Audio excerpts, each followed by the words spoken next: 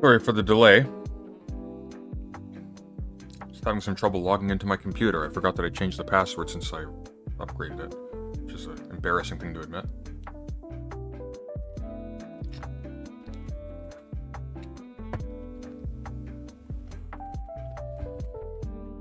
So as I said I would do a little while ago, we're going to be going through Ocean Keltoi's videos on, I guess, polytheism and his defenses of it.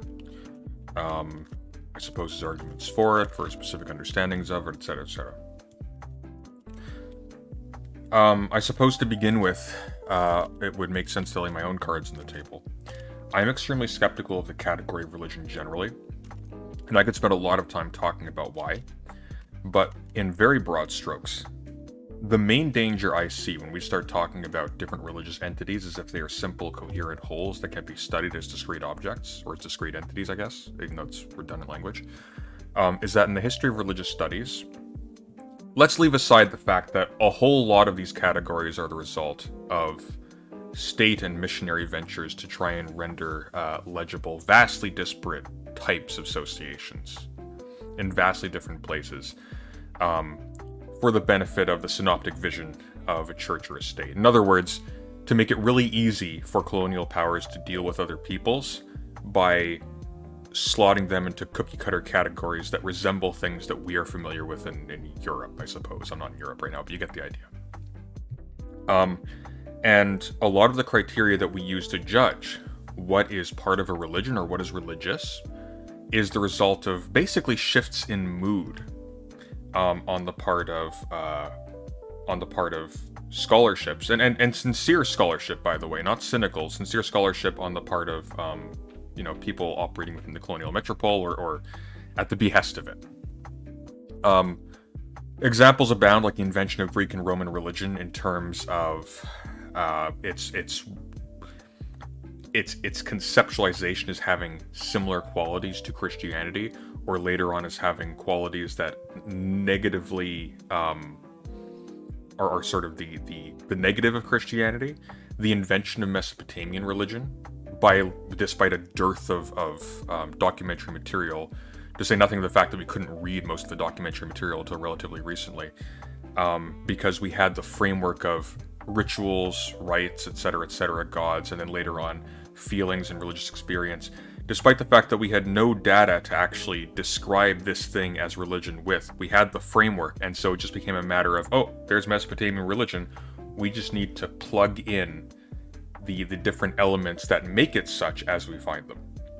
Quite literally, actually, as this wonderful book explains by Brent Nongbree, Before Religion, they would literally take tablets and slot them under history, religion, etc., literature, things like that.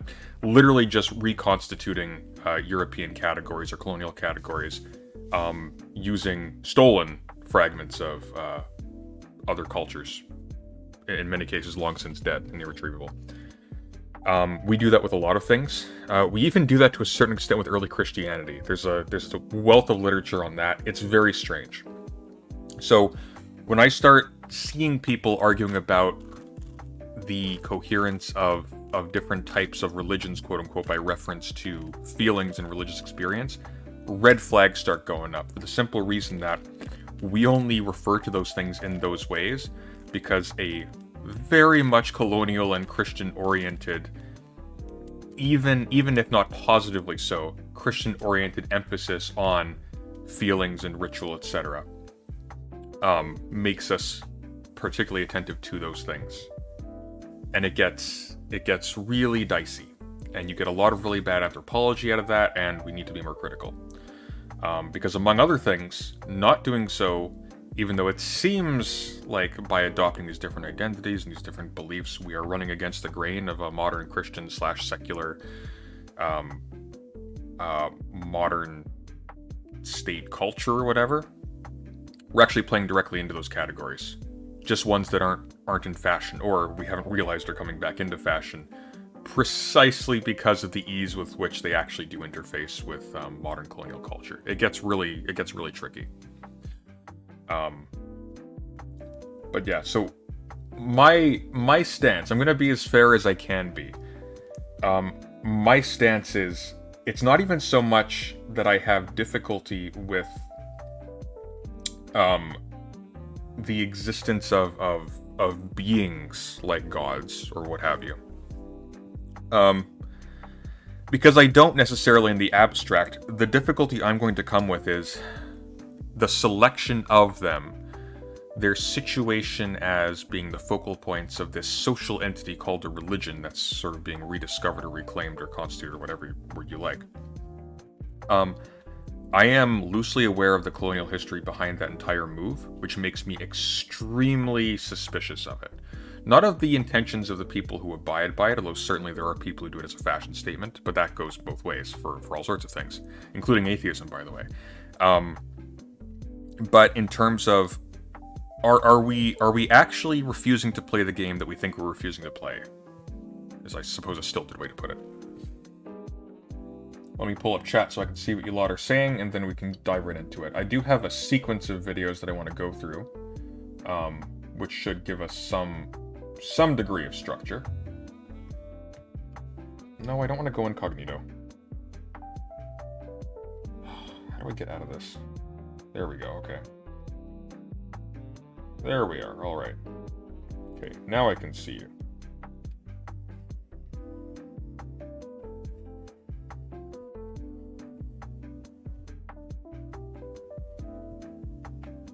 Would you say culture is similarly hard to define? Yes, but it's been treated in a less intense way, I guess.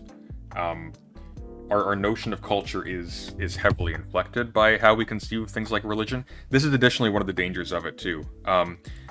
It ends up acting as like a again, I like Nonbury's language, a well-polished mirror, so that we start to use these modern reconstructions, or rather modern constructions, of ancient quote-unquote religions that never existed as such. We constituted them out of artifacts that we stole and slotted into categories that we invented by reference to things that are not universal, and have themselves changed radically in their own histories over time. Our understandings that we derive from that end up justifying certain peculiarly modern forms of politics and of treating other human beings and associations and societies and whatever word you want. It starts to help in a very subtle and insidious way.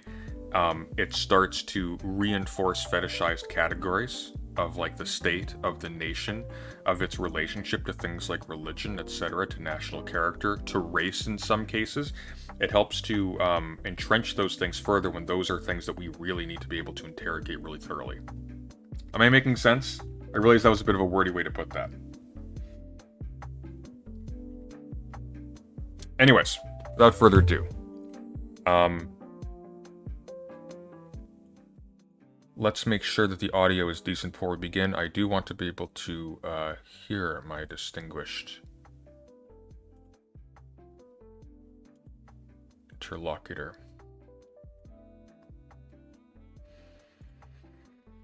So the first one we're going to be looking at, and the order we'll look at them is this. So, can we know that gods exist? Which pantheon is the real one? Arguments for theism actually work better for polytheism, and then arguments for atheism actually don't work against polytheism. So that's the order we're going to go in. I don't know if we'll get through them all. There's a lot of video here, but we'll try. So, let me turn the music off, and without further ado, let us begin. I was trying to come up with a pun about agnostics, but I don't know enough about them.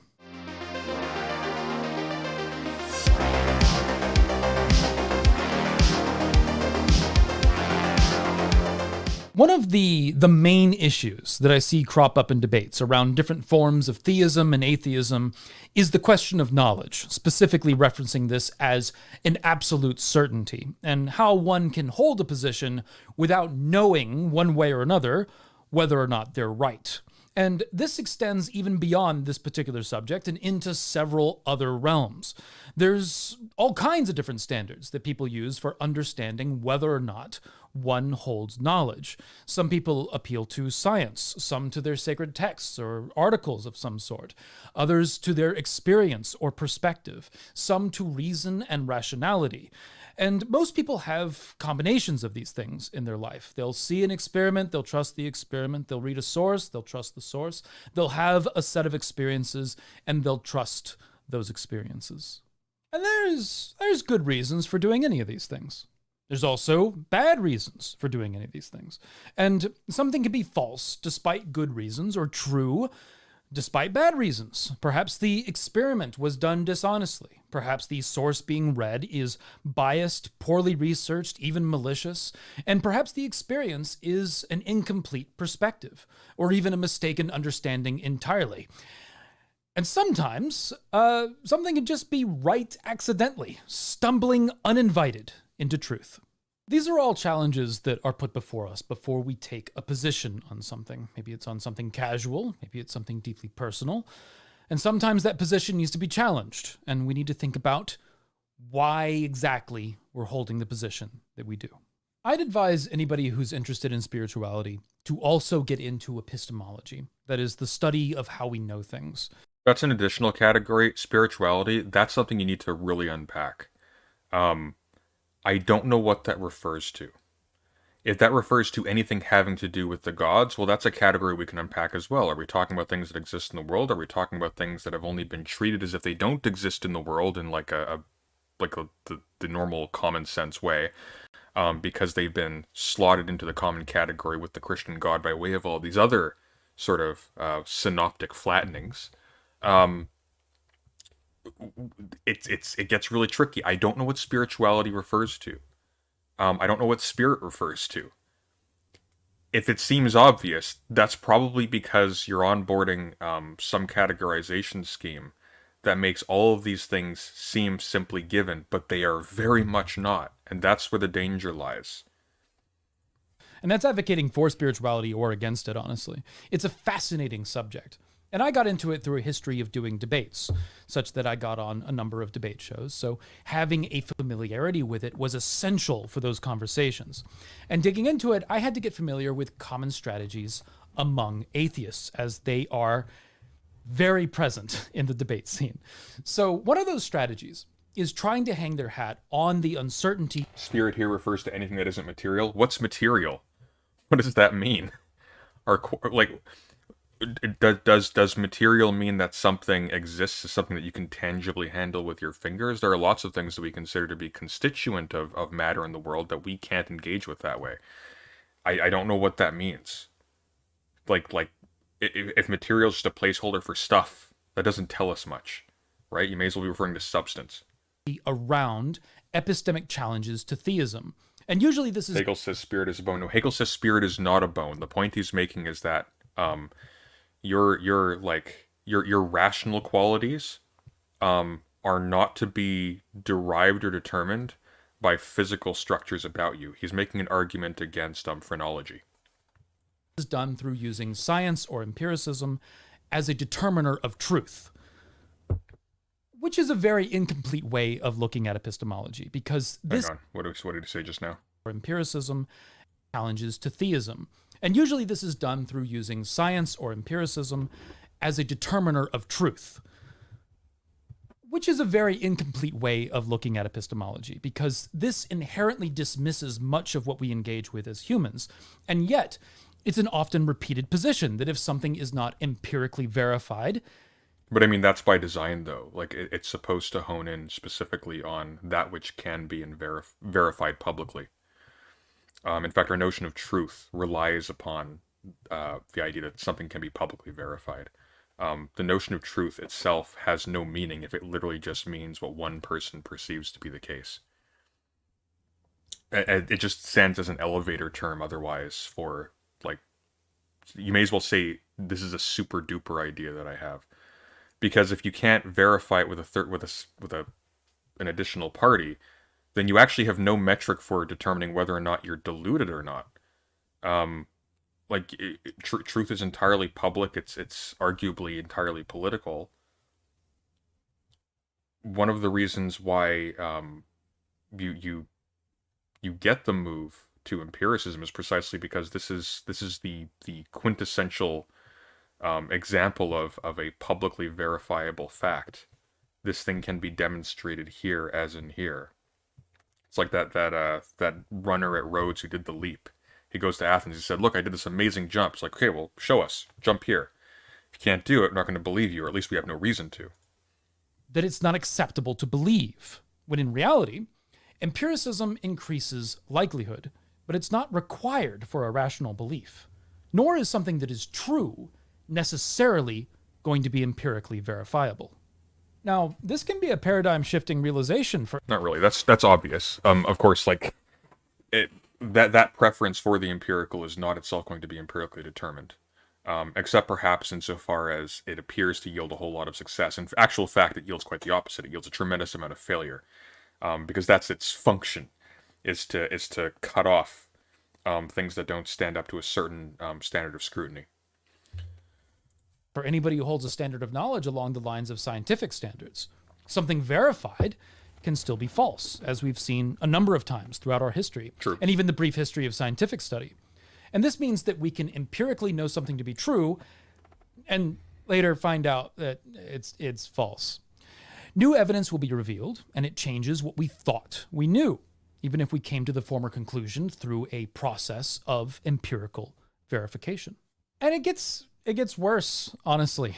There's many observations that we hold dear that scientific examination... No, that's fine, though, right? Like, you can have at the retail level, by which I mean, like, at the level of how you deploy what you know in action in the world.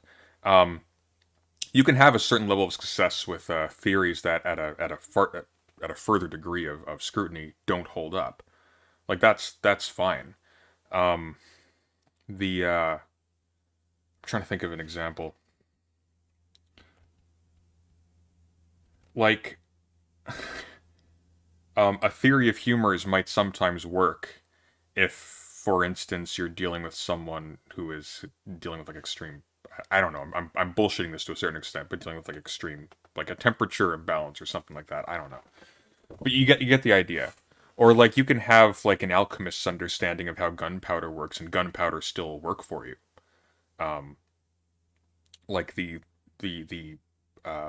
Chinese alchemists who, whatever alchemists, I mean, again, that's another term that we need to be able to interrogate, but I'll use it just for brevity's sake here. The Chinese alchemists who figured out how to use gunpowder long before Europeans did, they didn't necessarily understand the chemistry that was going on in the same way as modern chemists do, but it still worked. At the retail level, that was still like a functional degree of knowledge. Their paradigm was wrong from the vantage of a science that has learned how to, like, the conditions of its being correct. But it still worked, right? Just doesn't apply, as they are impossible to verify, and yet they can still be studied. And this includes things like logical analysis, aesthetic rules, historical events, moral examinations. For example, the laws of logic and mathematical truths on which science is based cannot be verified by science without fallacious question begging. On which science is based? I think that's incorrect. I think it'd be more accurate to say that science is itself a logic.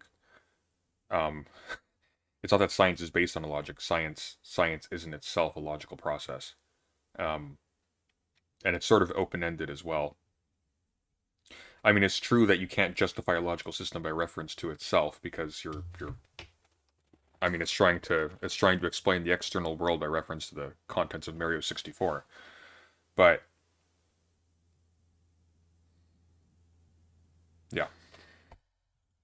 And this is considered spicy in some circles, but this is part of the reason why science and theology are both considered subsets of philosophy, because we check both of them. No, they're not. Philosophy onboards a whole ton of cultural specificity, like a ton. There are people who argue that philosophy isn't even possible anymore, or that theology isn't possible anymore. And science doesn't have the same conditions as philosophy.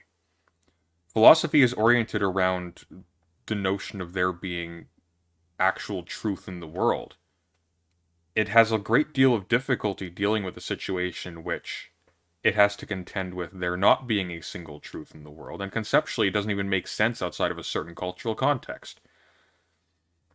Philosophy as a notion emerged concurrently with the idea of decay, of there being like a order of correctness according to which you could order things in the world. So it first manifested politically when people started to think of there being better and worse types of constitution. This is one of the reasons why we had like the interventions of lawgivers like Solon, so that they could correct things. And the idea of this correctness was brought about by the fact that imbalances, problems in the ways in which different elements of society interacted with each other, particularly landowners and people who were poor, resulted in strife and of the eventual dissolution of the state, as we call it today. Again, another category that needs to be massively interrogated and broken down, as I have done so in previous videos in my channel. When you take that away, and you start to have notions of truth, quote-unquote, or facts, being sort of crystallizations in sort of linguistic or cultural or historical meshes, whatever you like, it gets really difficult to do philosophy in the normal sense. The idea that science is a subset of philosophy is obviously wrong, for the simple reason, again, that it's the methods and the activities that we associate with science don't necessarily onboard the same assumptions that philosophy does. There's, in my own field, political science, there are people who insist that they are not political philosophers, but political scientists, for the simple reason that political philosophy is no longer conceptually possible for them. You cannot orient the study of states to truth, or the study of polii to truth. Why? Because, as it turns out, truth as a concept is political. It's downstream from the political. Therefore, to orient the study of politics to truth is to aim two mirrors together. It's an endless recursion. It's wrong. And you actually don't understand what's going on actually, to the extent that there is an actually that can be grasped. What you end up getting is the ideology of a particular culture just sort of reflexively onboarded as if it was just a natural and obvious fact, which it's not. This is one of the reasons why being really, really critical about studying these categories is really important. Them with philosophical values, like logic. Sometimes science can be helpful when discussing these broad philosophical questions, especially if an aspect of the question falls within the realm of something like physical science. I mean, put another way, philosophy is itself its own a separate logical system, or a separate logic, maybe open-ended, maybe closed. By putting science and theology as being under the umbrella of philosophy, you're elevating them to the status of the big true, effectively. And there's no guarantee that any of these things actually meet that level. Like, they could all be more or less flatly equivalent ways of understanding the world. Relatively more or less useful depending on our attitudes towards the thing we're calling truth. But, I don't know, this is just a really fraught way of understanding these categories. And sometimes the social sciences can be helpful in these questions. But often these sciences get dismissed by people who hold a stronger favor toward, we'll say, hard sciences, to the extent of even applying them outside of their realm. Evidence that should be acceptable in a historical or a sociological conversation are often readily dismissed by those who favor the hard sciences despite their justified relevancy. This is often a thing among atheists, and I see this fairly regularly in conversations about history.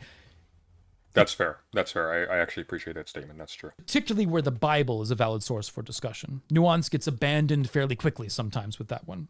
It also happens in conversations about gender when valid sociological studies are dismissed out of hand. Now, it's often because people don't know any better, but that doesn't change the frustration. An important caveat, however, is this should not be used as some opportunity to leap upon bad science or conspiratorial thinking. Just because the epistemic challenges that I mentioned earlier exist does not mean, therefore, that pseudoscience is acceptable. Very good. it's not. And in fact, it's even worse because it's just less supported. One of my major issues with some popular forms of paganism is what I'll sometimes call fluffy bunny approaches to belief. And I think this is everywhere, not one particular grouping. And this is the approach of promoting superstition, that is, harmful practices, bigotry, pseudoscience, or pseudohistory, things that fall into that category. And not only is this approach harmful to those who get sucked into it, but it's harmful to the overall credibility of pagans as we get associated with this crap. It is not lost on me that Ocean Keltoi will not speak to me on the basis of my interaction with not-so-erudite who does all of those things in defense of Dr. K for Internet Cloud. Moving on. Take folkism, for example. They often accept or dismiss historical facts on the basis of whether or not they like them. If something makes them angry, then it's not true. And this will make their bigotry become their standard for truth. And they'll embrace pseudoscience ideas like McNallen's metagenetics, which is a poor attempt to play racism of the gaps in order to feel comfortable with themselves. That's some fluffy bunnery right there. That being said, I've had a few conversations with polytheists discussing spirituality and its odd relationship with epistemology. And often there's been this point that they believe in the gods, but they don't know that they exist. And they find this bothersome. And they don't want to get the fluffy bunny label or even provide excuses or opportunities for them by accident. And I went through a similar experience. I felt that there was a need to be right in these conversations with a confidence and certainty. There's a sense in Christianity that there needs to be a dogmatic certainty, and this pops up with many of the monotheistic religions and their spin-offs. And speaking as a former Christian, there was a huge focus on faith as a path to knowledge. And as I moved through different forms of Christianity, going from Southern Baptist to Episcopalian and finally to Celtic Christianity, I found the stress on certainty to be less and less important. But even still, as I was on my spiritual journey, which traversed into paganism and has so far led to heathenry, that little suitcase of latent Christianity kind of followed me, demanding that I be certain of my positions. And I felt... What was the reason for switching between these, though? Like, if the issue isn't certainty, like, what were you shopping for? What made you switch between these different, fuck, what's the word? I lost the word. On the tip of my tongue, it begins with the D.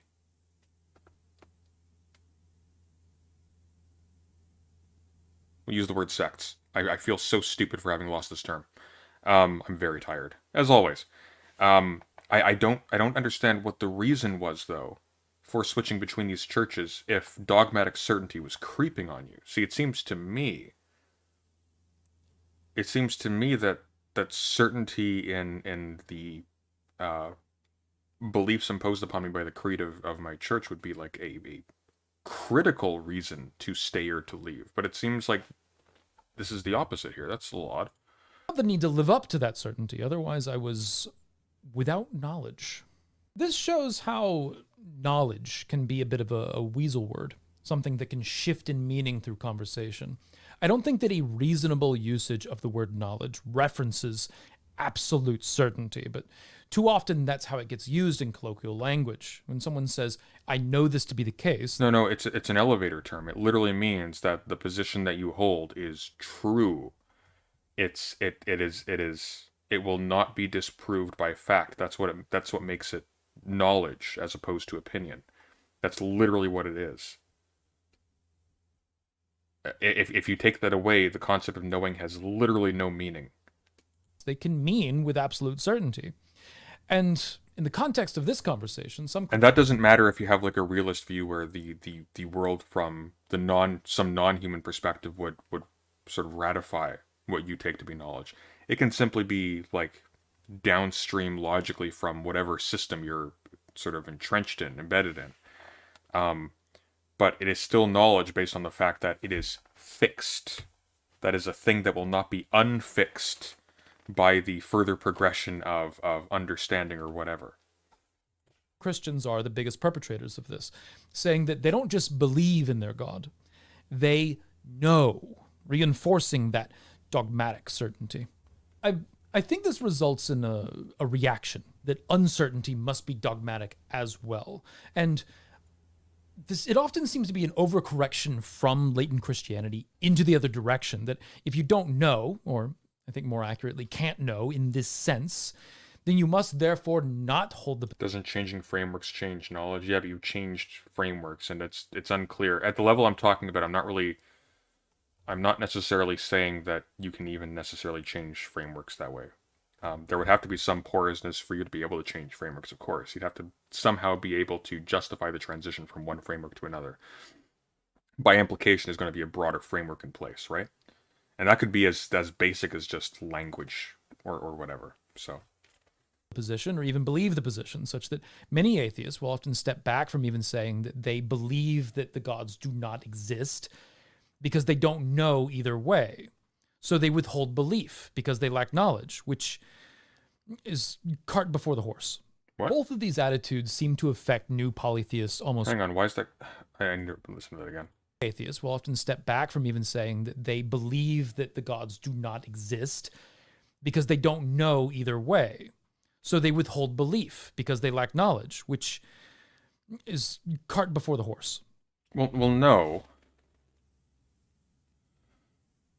No, it's not, because you can actively disbelieve in something because your usual standards for treating something as a fact of the world are not met, and yet acknowledge too that if you're being like absolutely humble and thorough in your assessment, that you don't have a reason for stating with absolute certainty that this cannot be the case. That's not a contradiction. That's not putting the cart before the horse. We do this with tons of things all of the time. You do that every time you have faith that the car that's braking at the crosswalk is actually braking.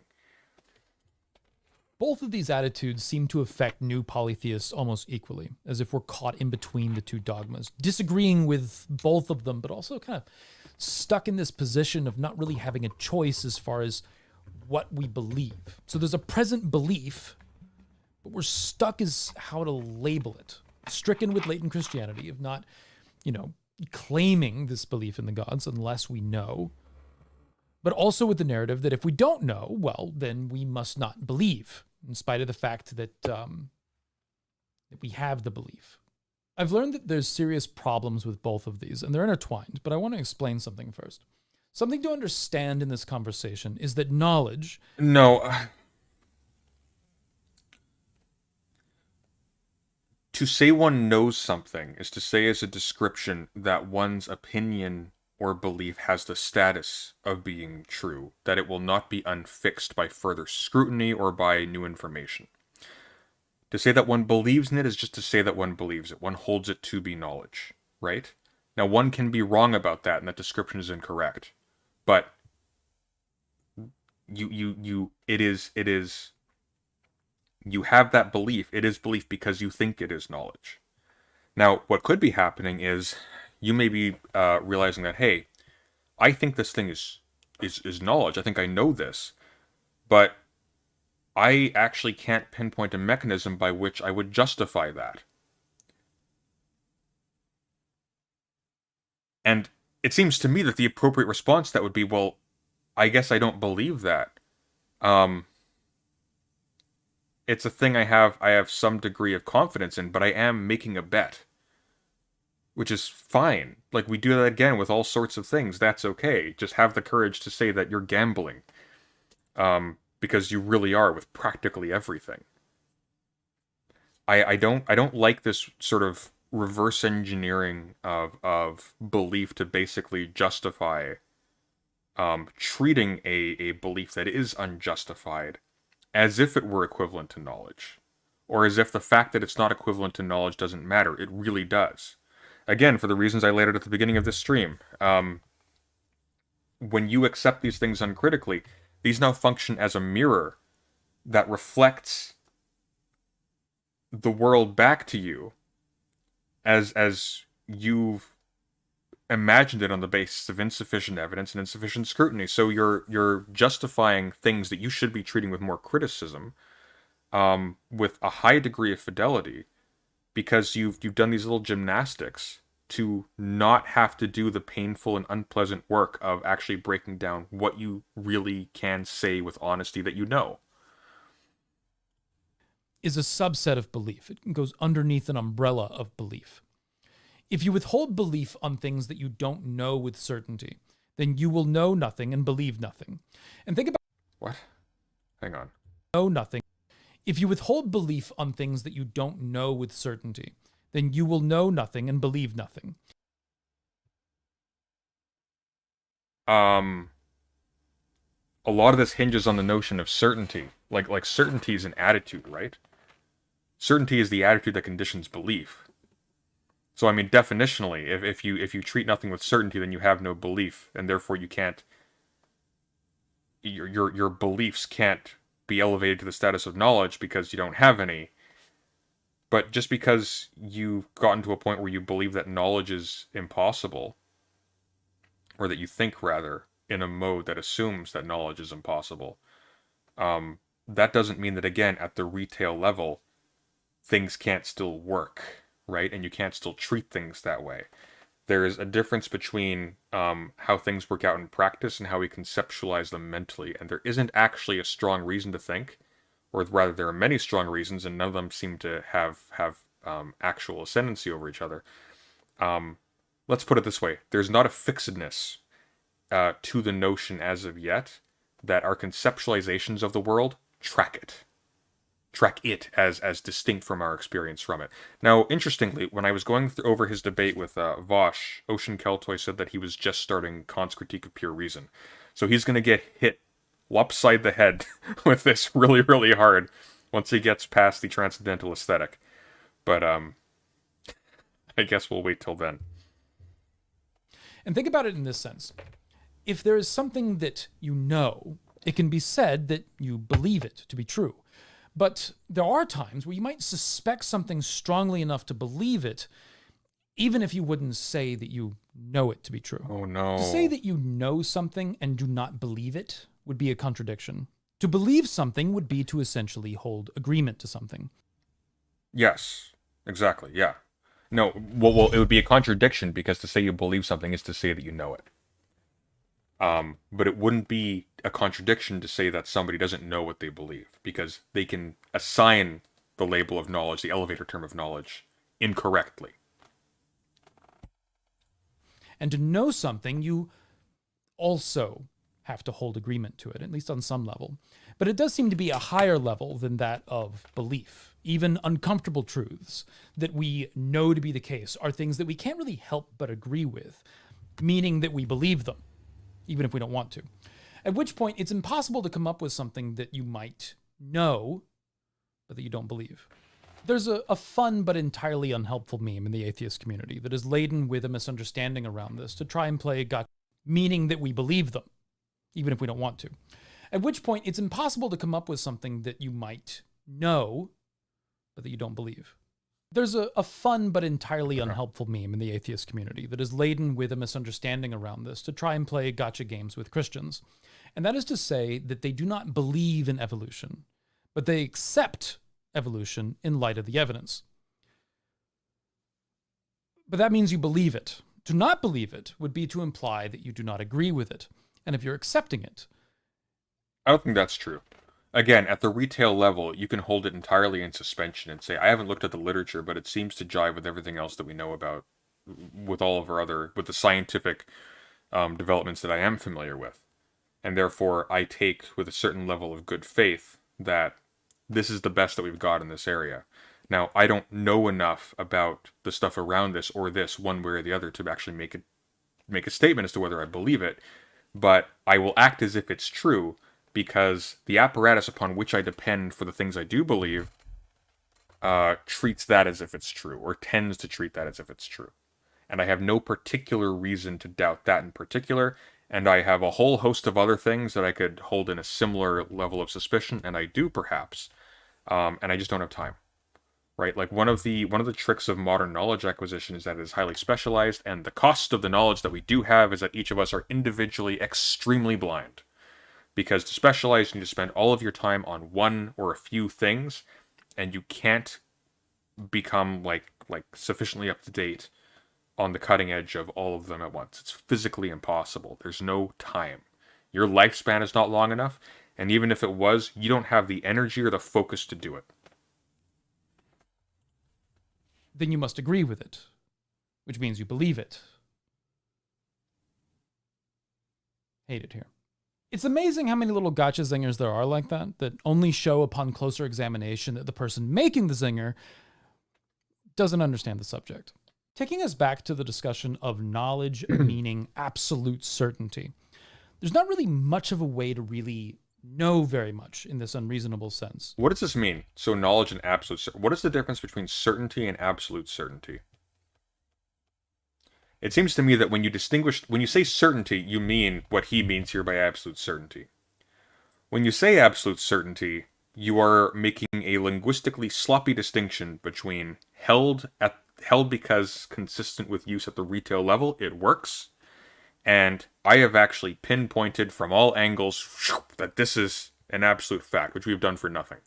So I don't like this distinction between certainty and absolute certainty, because it seems to me that there's a dialogue that's taking place that's being sort of, again, insidiously inserted into these categories when it doesn't actually bear on what these things mean, because certainty compared with absolute certainty doesn't mean certainty. And absolute certainty as distinguished from certainty simply means certainty, and certainty without the absolute behind it is simply demoted to opinion. Or not opinion, maybe pragmatically held or whatever. We have base assertions rooted in our experience, but these could be wrong. And that goes for our physical experiences of the world around us, our spiritual experiences, and anything in between. The universe around us could be a mental projection, it could be purely physical, it could be something else entirely that we don't yet understand, and yet it's fine to believe any of these things, despite not having any degree of certainty around them beyond what we experience and how we interpret those experiences. Why? There seems to be a collective Hang on, wait. You can't just say that. Why? Not having any degree, anything in between. The universe around us could be a mental projection, it could be purely physical, it could be something else entirely that we don't yet understand, and yet it's fine to believe any of these things, despite not having any degree of certainty. Is that true, though? Maybe it's not. Maybe that's a contradiction. Maybe at the point where we are aware of these problems, we shouldn't be saying that we simply believe these things. We can say that we treat them as if we believe them at the retail level because we can do no other. But that doesn't mean that intellectually we should just be saying that, well, I guess... Because that goes right back to the whole thing where this doesn't open the door for pseudoscience. But it's precisely what you're doing here. You're saying that, well, like, hey, we can't know these things, we have all these reasons for doubt, but it's okay to believe these things. You don't just say that, provide a reason. Is there an argument that's going to follow this? There better be. Well, let's see, maybe there is one. Around them beyond what we experience and how we interpret those experiences. There seems to be a collective understanding of similarity in experiences, and we share them with one another, we compare them, we find areas of agreement. Trees are green, concrete is rough to the touch. Yeah, but what is green? What is rough? How have you ascertained that these are the same to different people? Different people have different responses to pleasure and pain. What does that mean? Some people treat certain kinds of pain as pleasure. Some people treat certain kinds of pleasure as pain. What does that mean with this attitude? And this happens as well with religious experience and experience with the gods. Oh no. And there's also differences. He's doing exactly what I said. Oh, god damn it. So again, here's the problem. The emphasis on experience is not something that any of these people would recognize, or at least we have no reason to think that they would. In fact, this has been noted by anthropologists leading up to this when they couldn't find like evidence for Mesopotamian religion in the resources that we managed to interpret, that we dug up and stole. This is where we get the whole notion of embedded religion, where it's like, oh, well, we can't find this thing that we've decided religion is, and therefore we can't find religion. Oh, you know what? I bet it's just sort of folded into these other cultural things. And to a certain extent, like, certain of those things will be, but the problem is that you end up taking a framework that you haven't justified, deploying it backwards in time, treating it as if it's simply natural, and then inventing the thing by just slotting in stuff as it seems to appear to you to satisfy the conditions of its constituent parts. That's a problem, because you're not studying ancient religion anymore. You're making one up. We might have differing political beliefs. We might see life completely differently depending on the varying perspectives of what we assume is the same reality. And we see the same with religious experiences and experiences with the gods. And yet, in both cases... What do you mean experiences with the gods? You'd have to ascertain that there were experiences with the gods. You'd have to ascertain what that means. You have to ascertain what gods means. As I went over earlier, like, that's a whole can of worms to unpack. What the hell does it even mean? What do we mean by God? Zeus, Pan, and Yahweh are radically different types of things. They occupy completely different places in the world, or not even. To call them all the same kind of thing is like referring to... It's like having an encyclopedia entry that includes decks of cards, human brains, and ants in the same category. Like, what's that thing from The Order of Things? The Chinese encyclopedia, or the Chinese encyclopedia from Jorge Borge.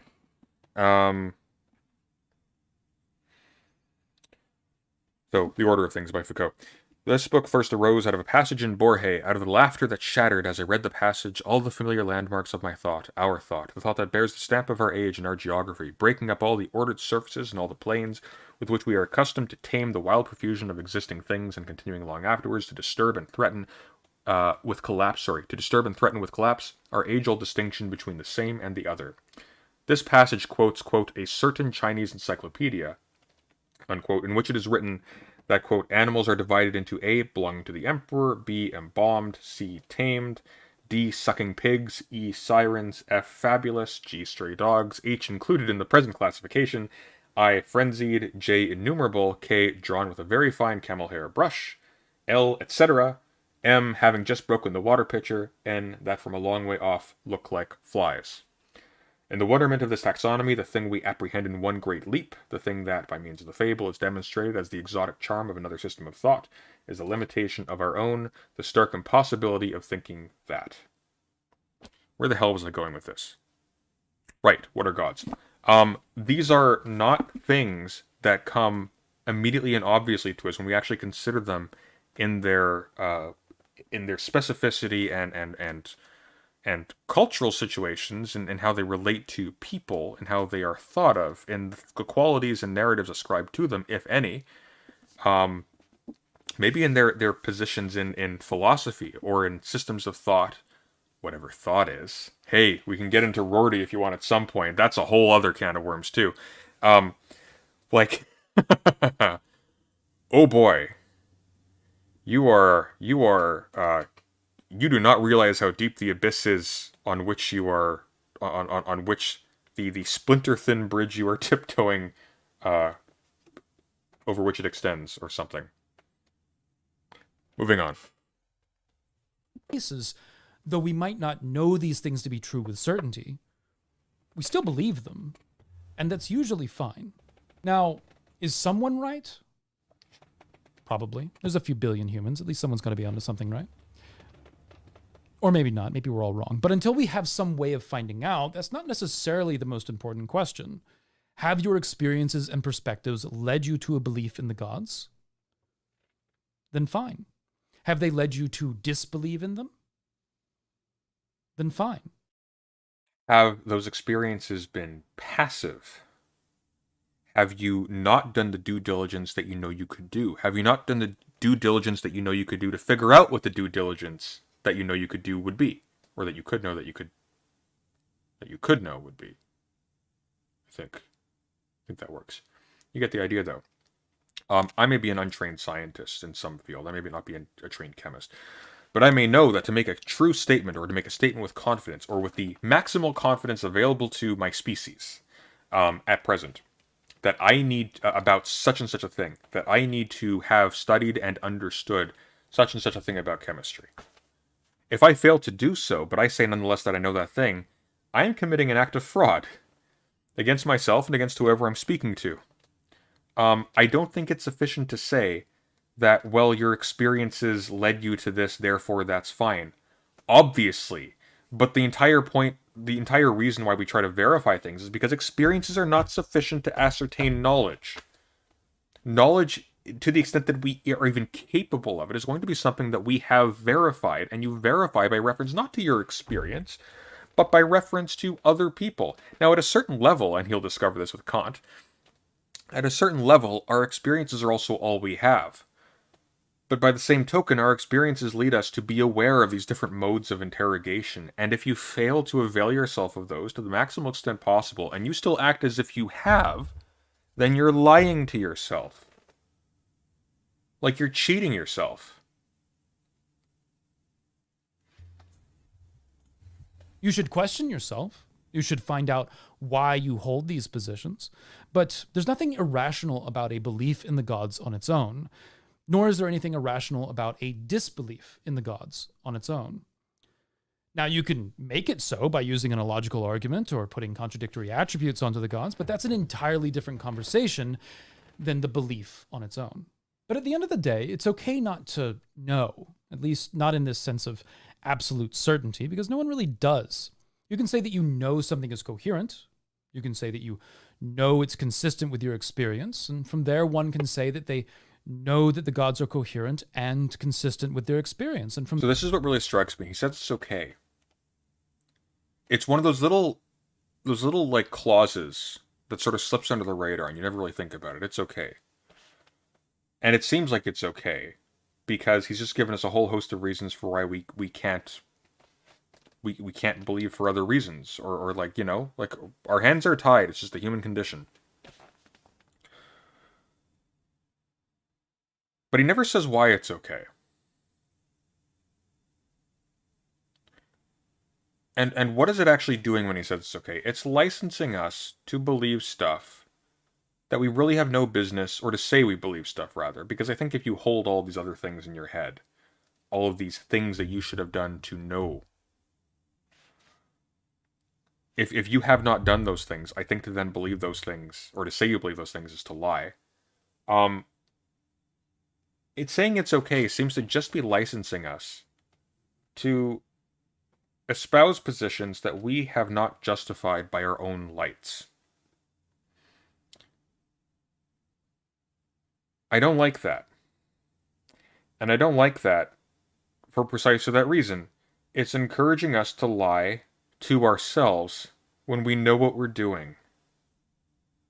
And we do know what we're doing. No one's running off.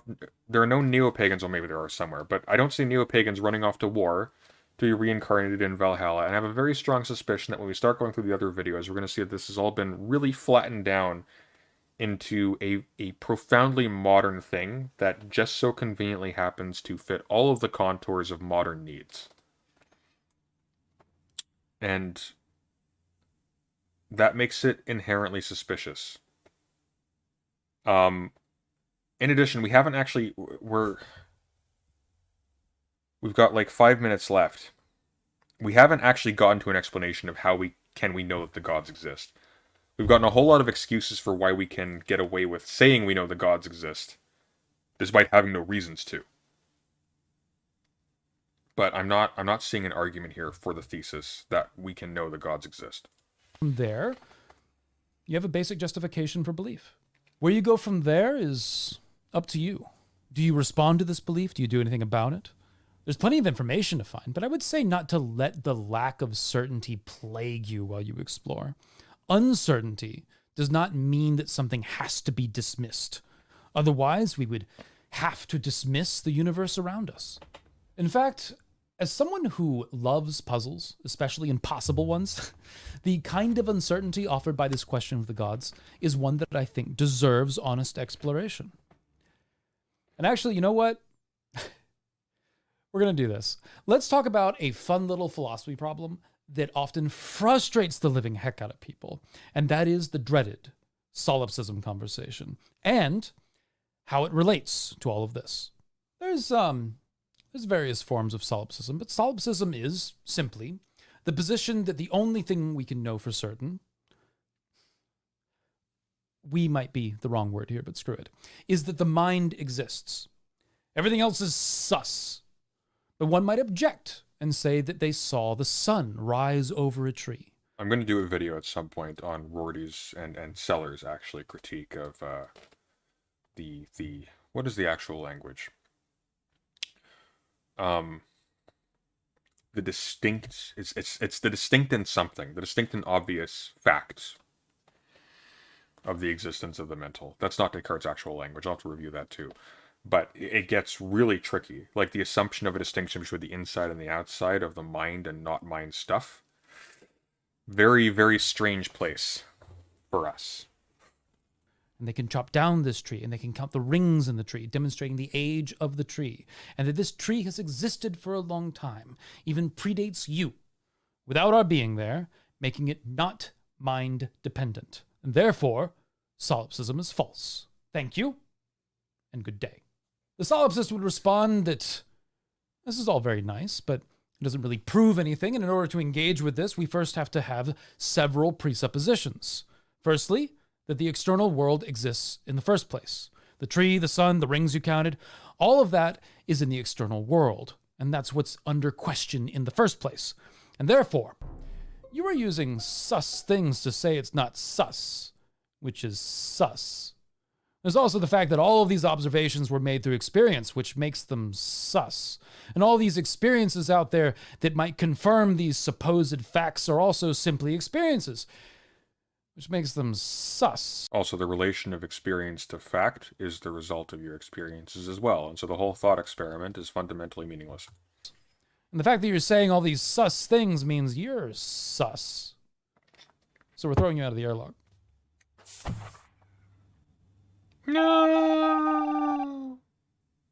Demonstrating that the external world exists to a solipsist by using things in the external world in order to demonstrate it is just circular argumentation, and it's not going to convince the solipsist, who is sus of everything of which they cannot be absolutely certain. And they cannot be absolutely certain of the external world, so why are you using it to prove it? It's like saying to an atheist that... Well, it's like, why would you assume the singularity of your own conscious experience when your assumption that only a single consciousness can give rise to experience is itself related to the external world, like accepting the terms for argument's sake. Again, he'll get all this when he goes through Kant, but it's just... The Bible is true because the Bible says so. You're using something that they already do not give credence to in order to convince them of something, and that's just not going to work. The external world is just an unfalsifiable claim with zero certainty, and believing in it is just believing an assumption which is not rational, and good day. But, look, a lot of us actually do believe this assumption, which means we're all engaging with an unfalsifiable claim that we cannot be absolutely certain of. But it seems true in accordance with our experiences, so screw it, we'll explore. And in much the same way, a polytheist can say that through their experiences, there seems to be multiple gods. So we're going to roll with it provisionally in order to explore. So I'm not an atheist, and for much the same reasons that I'm not a solipsist. I simply lack a belief that gods do not exist, as my experiences have suggested otherwise. The idea that the gods do exist is consistent with my experience. What does that mean? Like, what experience? Did you have a dream? Like, what are you talking about? So I'm happy to explore. Let me know your thoughts. This is one of the positions... You're not going to give us anything? The video's called Can We Know the Gods Exist? You've just given us excuses for thinking the gods exist despite the fact that we have no reason to think that we can. What the hell, man? That I hold that probably confuses the most people. I think that dogmatic uncertainty is something that is fairly common, and that people don't often realize that it's a dogmatism, and that it's even applied fairly specifically to God belief and not much else, at least not consistent. No, it's very easy to apply it to God belief because I mean, it's almost always, and again, largely on post-Christian grounds, the existence of God is treated as something that cannot be empirically confirmed. We don't have any other metric, and the category itself is fraught. That doesn't mean there isn't something that's sort of in the ballpark of what we're talking about when we say the word God in, again, a very post-Christian sense. because the idea that the gods existed outside of a conception of the natural world, enmeshed in some kind of, like, in some metaphysical order that did not belong, for example, to the ancient Norse people. That's not a thing that was consistent with their beliefs. They thought they were actual beings to the extent they thought they existed at all. That wandered the earth and left footprints in the snow.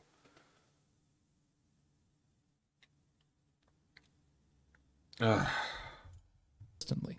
This dogmatic uncertainty is often loaded with Christian baggage, set on locking off a discussion. But so is the certainty, and so are the categories of the things you are treating as things that we can, be justifiably certain of despite having not proven. Right? Like, you don't get this notion of gods from the idea of Thor. You get this notion of gods as a flat category from the idea of Thor as flattened by a colonial state that needs a synoptic vision of other peoples in order to control them. And exploration, even experimentation. I didn't start exploring polytheism until I realized that it was an option. And I didn't make that realization until I met a polytheist. And sometimes people leaving Christianity don't realize that belief in the gods or even spirituality is still on the table, and that you can approach it differently than the... Congratulations, you caught up with Gibbon. So basically what happens historically in the study of religions is we start studying other cultures. We start shoehorning them into these categories of religion, rite, ritual, gods, etc., etc., etc. And then we take that and we juxtapose that. We use that as a mirror to reflect our understanding. Mirror? We use that as a lens through which we view ancient Roman and Greek religion. So that people in the Renaissance who are really frustrated by the stodgy schoolmen and all of these stupid little arguments between different theists about whether or not God was literally a man or not, to be able to treat those things as these nice, actually viable options of an attitude towards these things that is more open and more enlightened and more generous and strong and flexible than dogmatic Christianity as they conceived it. There's a line actually from Gibbon. I think it's from chapter 2. Let me see if I can't find it.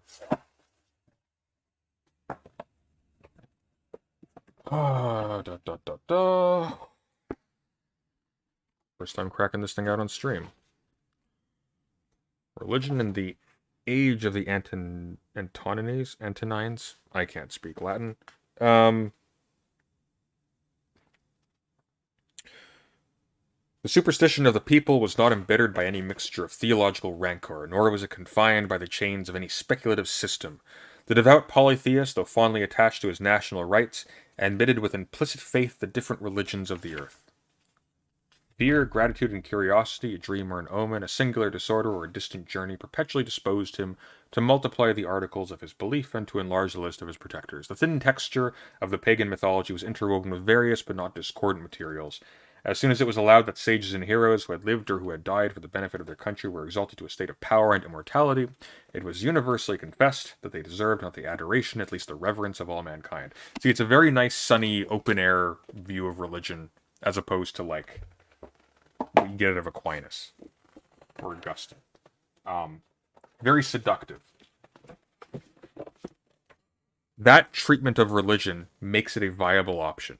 That language of a viable option is a flag. That is telling you that this is a mirror image of Christianity, showing you everything that it is not, that you wish it was. And so you just reorient yourself to being that instead of that. The problem is, because this is literally nothing more than an ahistorical and artificially constructed imitation of that, there's no there. You're not actually describing the experience of actual ancient Romans or Greeks. You're making it up in a light that flatters you. Sorry, rant over. Let's continue. Forced dogmatic certainty that they'd experienced in the past. But with that, hail to my patrons for making this content possible. Oh, it's their fault. Look, it's a fraught video. I don't actually have a problem with this he's trying. This is a sincere effort. I appreciate it. It's wrong for reasons that almost nobody pays attention to the stuff that would make them, attendant on why they're wrong about it. He is trying. He's going into Kant. That's going to get him, hopefully, like a lot of headway towards doing this stuff better. But dear God, we have no reason to know to think that we can know. We have no reason to think that we can know that the gods exist on the basis of this video.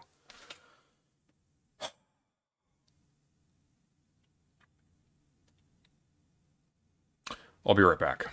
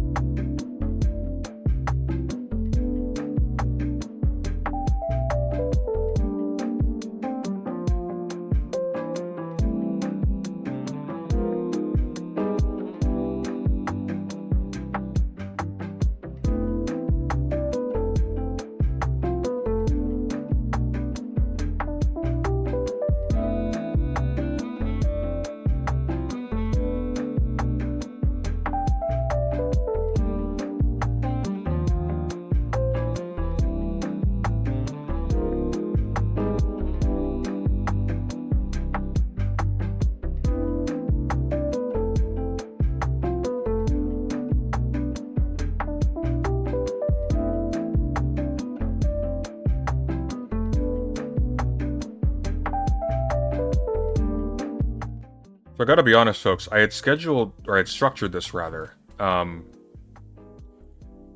a way that I thought we would sort of get his epistemology down first, and we would just sort of proceed systematically, but we have nowhere to go from this. We have a license to believe things on no basis, effectively. And that's it. So I guess when we go to which pantheon is the real one, we'll get more into that. The experiential argument. Okay, so maybe this is where we're going to get some more depth. Because I wasn't... Look, I believe the guy is earnest, but I didn't see a whole lot to respect there. That was not a very rigorous argument, frankly. Like, can we know the gods exist? He doesn't actually give us an answer to this. He doesn't even really give us, like, a good reason to hold this question in suspension. He just gives us a very weak license to assume that we can, which I don't like one bit.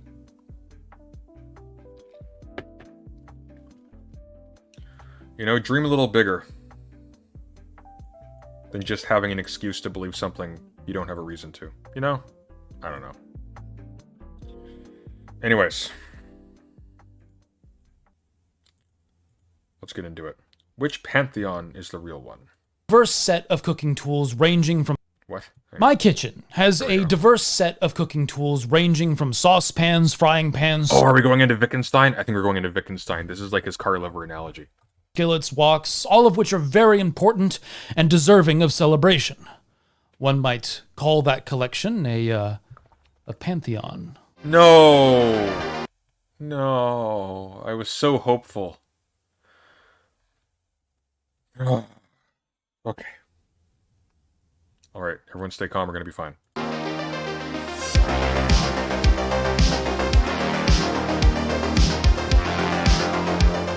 This video is inspired in part by a take that I saw some time ago from someone who claimed that only the Germanic pantheon exists and that all other religions are false. Now, I don't see this a whole lot from polytheists, though in the case that I'm thinking of it, it was a heathen who said it. Generally, this isn't the position that a lot of polytheists hold, but it does reference a question that I often get from atheists, which is that how do you know that your pantheon is true and not some other pantheon? To which I most often respond that this is just a fundamental misunderstanding of polytheism. Now, the claim that only one pantheon is the true one is definitely an interesting claim, but it's one that likely wouldn't have been made by those who practiced what we today call heathenry in history. Nor it is a claim that really makes that much sense within a philosophical context, and I want to go into a few reasons why. There's a few arguments that polytheists will use in order to bolster their position, which would conflict heavily with this claim that only a single pantheon exists. And it also flies in the face of common practice when it comes to the experience of spirituality, as well as the history. Man, Sunday's kind of clueless. Hey, look, if any one of you guys wants to come on and chat about this and make it clear for me, I welcome you. I'll be nice. I think you guys are earnest. I have no hostility towards you whatsoever. I'm just really frustrated by the treatment of the issue here. Because we're jumping through hoops. Is that the correct term? Jumping through hoops? If somebody... Look, if anybody who thinks they can explicate this better than Ocean Keltoi is here, or in a way that would clarify it to me, wants to come on and chat, my doors are open, okay? Right now, even. Just DM me on Discord.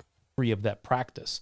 The claim that only one's own religion is true and that all others are false smacks of supremacy and supposes that one has access to some kind of magical truth that seems epistemically impossible. And this kind of wall with respect to our accessible knowledge is something that many ancient philosophers have commented on, much to their and our frustration. I think there's a point in which everybody who's interested in philosophy just goes, why? Why am I interested in this? Help. Now, to my knowledge... Actually, Wolf, you're the admin for Keltoi's server, no? Why don't you come on? Special invitation. Just pop on whenever you feel so led. I'll be going for about an hour and a half more. This actually isn't a very common take in heathenry, and it's actually one that even those whose practice is fueled by bigotry will balk at. But this is a question that gets asked of me often by those who are new to the religion or who are curious about how polytheism functions. How does the polytheist account for the diversity of traditions, and is there an acknowledgement of other gods outside of one's practice? Here's the problem with polytheism. It rests inherently on a notion of religion that is itself colonially constructed. For example, case in point, like you're saying, it's the polytheism. Where are the bounds? Where does it end? Where does another thing begin? Well, that's going to literally be that thing. And that's a category of thing only because it was useful to have a synoptic category to classify different associations in different cultures by an empire state that was interfacing with them all in a utilitarian fashion, all at once. And in short, yes, but let's talk about why and offer some of the counter-arguments to the claim that only a single pantheon exists. Much of the justification that we have for polytheism involve broad arguments for the multiplicity of deities. If one then holds that after that only the gods of a single pantheon exist, then they are undermining the main arguments for polytheism. The result is this invites contradictions into one's own position, ultimately suggesting that, say, the Norse gods are the only real gods, results in special pleading within pretty much any of the justifications that you can have for polytheism. Well, that's not true. Like, I could make up a pantheon of gods right now, and you would say that those don't exist on the basis of I just made them up. Like, you can say you just don't trust the sources. That's reasonable. That's reasonable. I mean...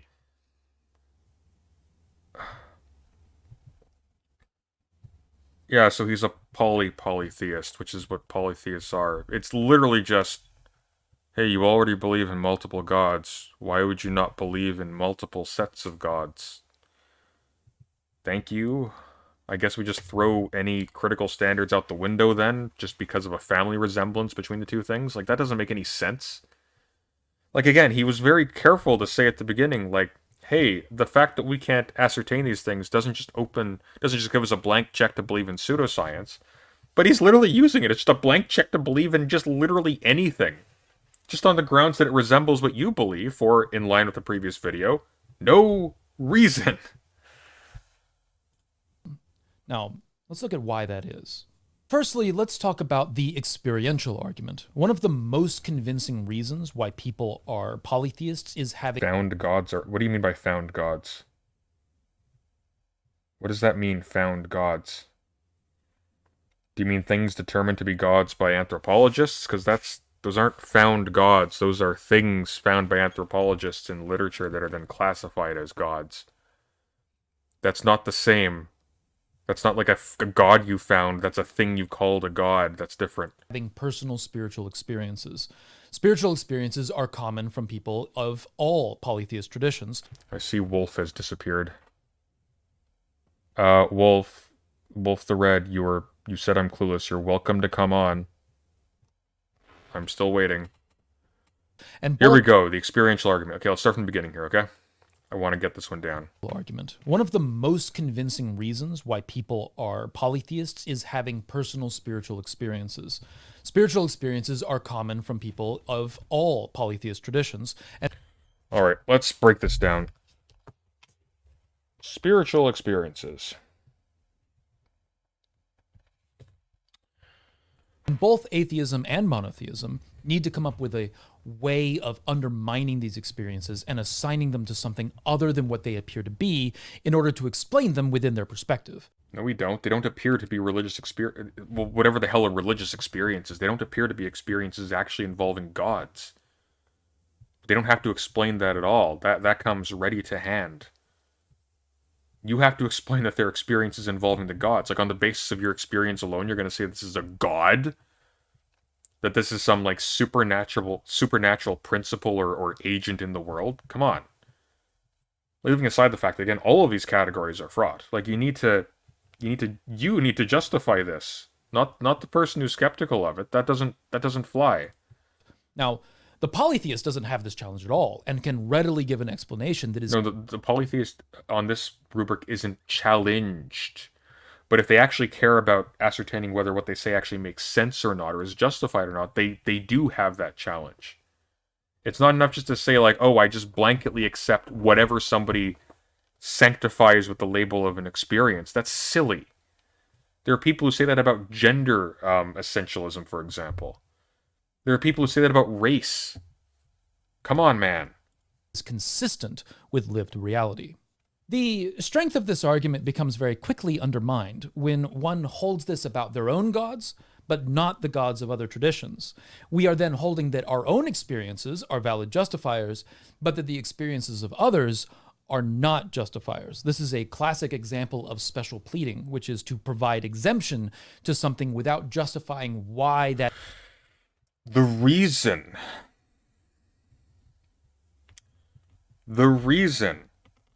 why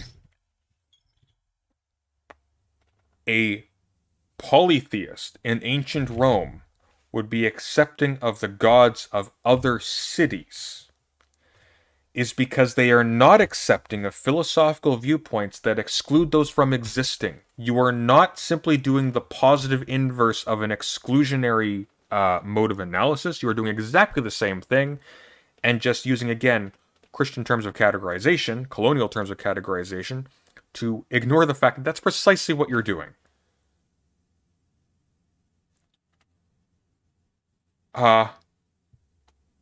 Socrates is not admitted into this. People who critiqued the depictions of the gods because of what they perceived to be a faulty relationship to truth or things like that, they are not admitted into this. This is as exclusionary as literally any other mode of thinking about these things. Maybe even more so because it doesn't do so reflectively. It does so reflexively. It just assumes that a mode of analysis that excludes some categories must be excluded, therefore committing precisely what you claim to be its virtue. Wait, therefore committing precisely what you claim it's not committing is its virtue. Yes, there we go. That exemption exists. And this is the application of a double standard. This would be the practice of holding one standard for your own beliefs, but raising the bar of entry for other beliefs. But that's what you're doing, though. That's what you're doing. You're just assuming that the bare fact that you accept uncritically other avowals of XYZ experience indicates God as fine. You're assuming that one has to meet a lower threshold of justification than the statement that they aren't. But they're equivalent. They're both statements of fact about the same thing.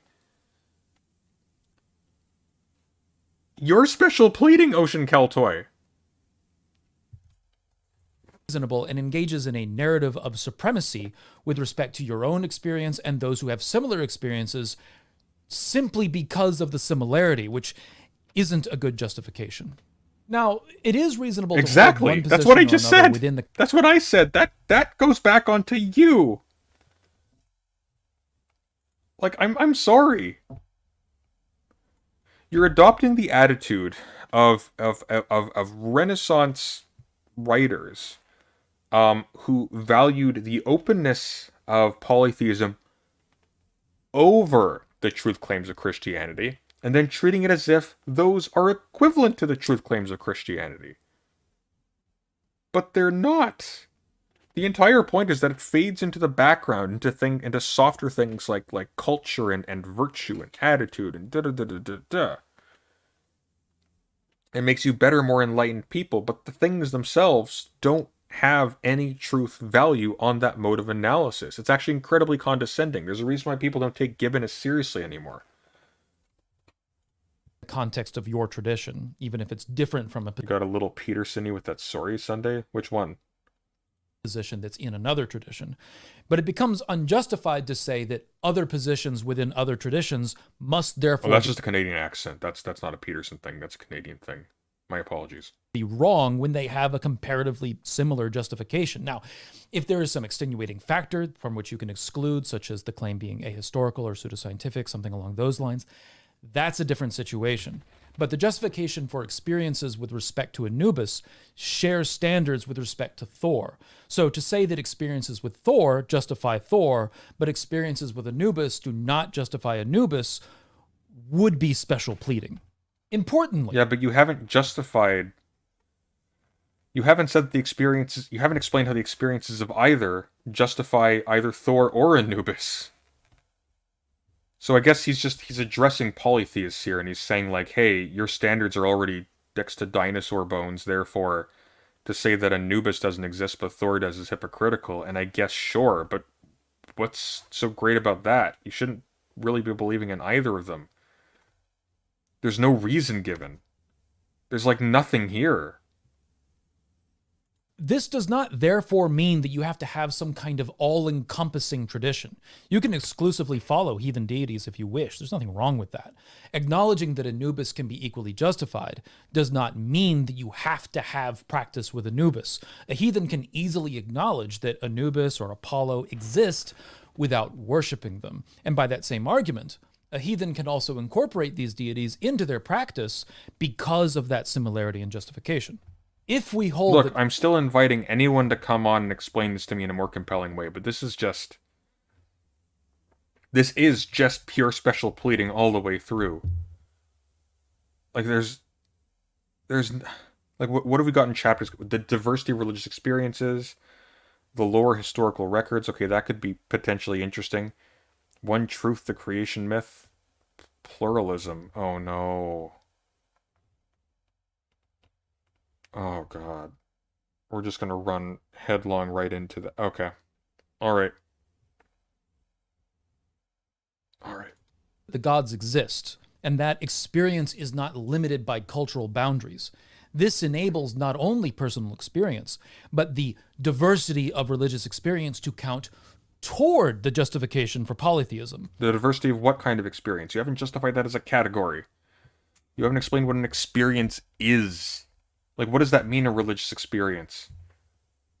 Like, if I'm somebody who just plays video games, and I walk down the street, and I see, like, wind, like, leaves blowing around, and I hear in the bush, and I go, ooh, it's a Deku scrub. Is that a religious experience? Like, what do you mean?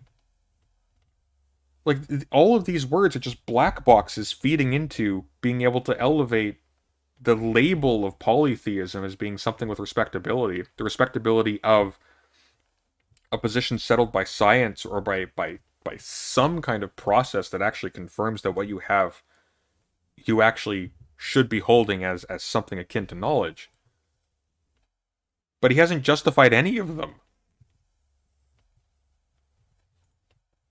Otherwise, that justification would fail. Suddenly, the diversity of religious experience becomes a counterpoint and not a strength. If you hold that in order for Thor to exist, it requires that Anubis not exist, then any experiential evidence of Anubis would suffice as counter to that position. If that's all you have. If that's all you have is just like... You had a dream of Thor or a dream of Anubis, then yeah, sure, I suppose that would be. But that shouldn't be enough for you. Like, you should have some standards here. Like, I dream about Nintendo characters sometimes. That doesn't mean I think they exist.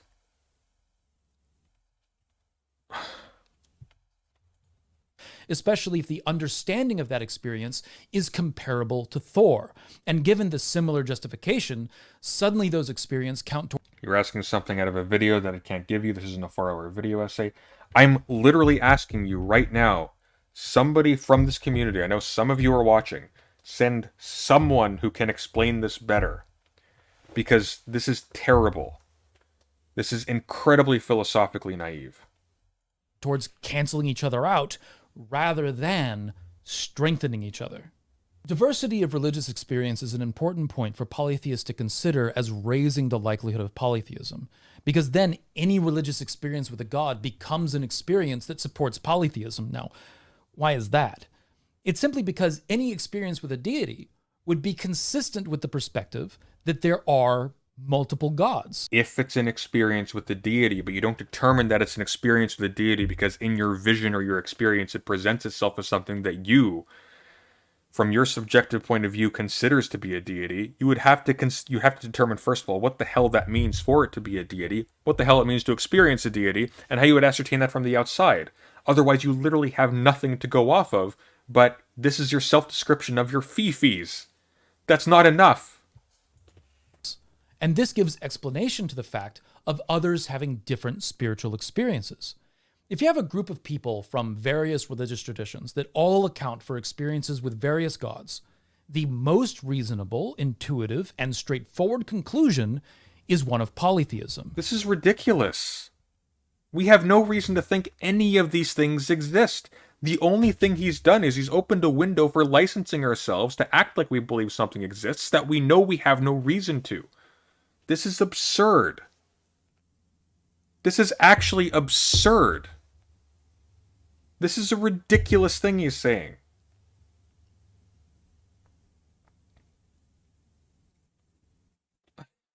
Like, what are you supposed to do with this?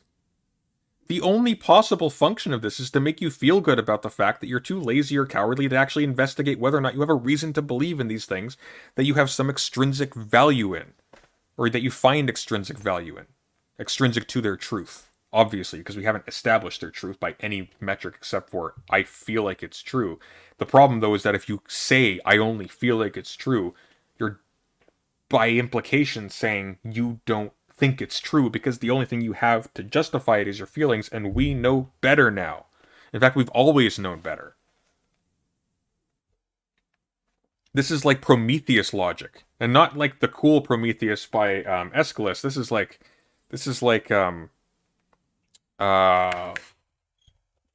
what's his name?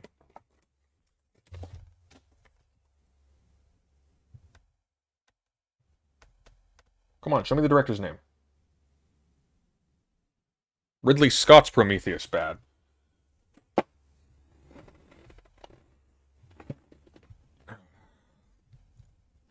Now, when you hold that only the gods of one tradition exist, this suddenly turns all of those other religious experiences into counter-evidence, because they are experiences with a reality that is different than the one that is proposed. This is why monotheists and atheists have to contend with religious experience by giving them some alternative explanation, be it a naturalist explanation as a trick of the brain, or a monotheist explanation as a trick of the devil, which is still kind of polytheist, but whatever. But they endeavor to give the same point. What? Hang on, what? But still, or a monotheist explanation as a trick of the devil, which is still kind of polytheist, but whatever. How's that kind of polytheist? They don't consider the devil and God to be of the same category. The entire problem with polytheism is that it assumes that all of these disparate things are of the same category when the category is only imposed by a specific culture in the first place. You've just kind of ignored that part. Like, do you know why ancient Romans were quote-unquote polytheists? It's because when they conquered enemy cities, they took their gods into themselves so that they would break down the religious unity or the social unity that was around that was built around the cult, around that idol. They would break that down and they'd take it upon themselves. And not because that was consistent with the beliefs of those people. The beliefs of those people were lost. They were crushed. They were incorporated by force. And not like the substance of them, not like the actual things, the people that were sort of that arranged their lives around these things to the extent that they did in the same way as they believed in them, or in line with what they thought of them. It was in line with how the Romans thought about them. Whatever. But they endeavor to give the same point, which is to provide some kind of explanation to lower the likelihood of polytheism by undermining direct interpretation on what directly seems to be the case. Polytheists engaging in that same narrative against other polytheist traditions. Guys, is there any polytheist in the audience who can come on to talk about this? Literally anyone. I don't bite. Like, there should be somebody, right? Like, you can't all be this timid. Come on. Only accomplishes the same end of undermining themselves. Which brings us to historical records. Often, and this is with Reconstructionists especially, there will be a focus on what is sometimes lovingly called the lore. Polytheists will view history with a charity towards those historical records that include events relating to the gods. And these records are evidence of the gods' existence because they are moments in history in which people are attesting to divine experience and cultural influence from the gods. Cultural influence from the gods.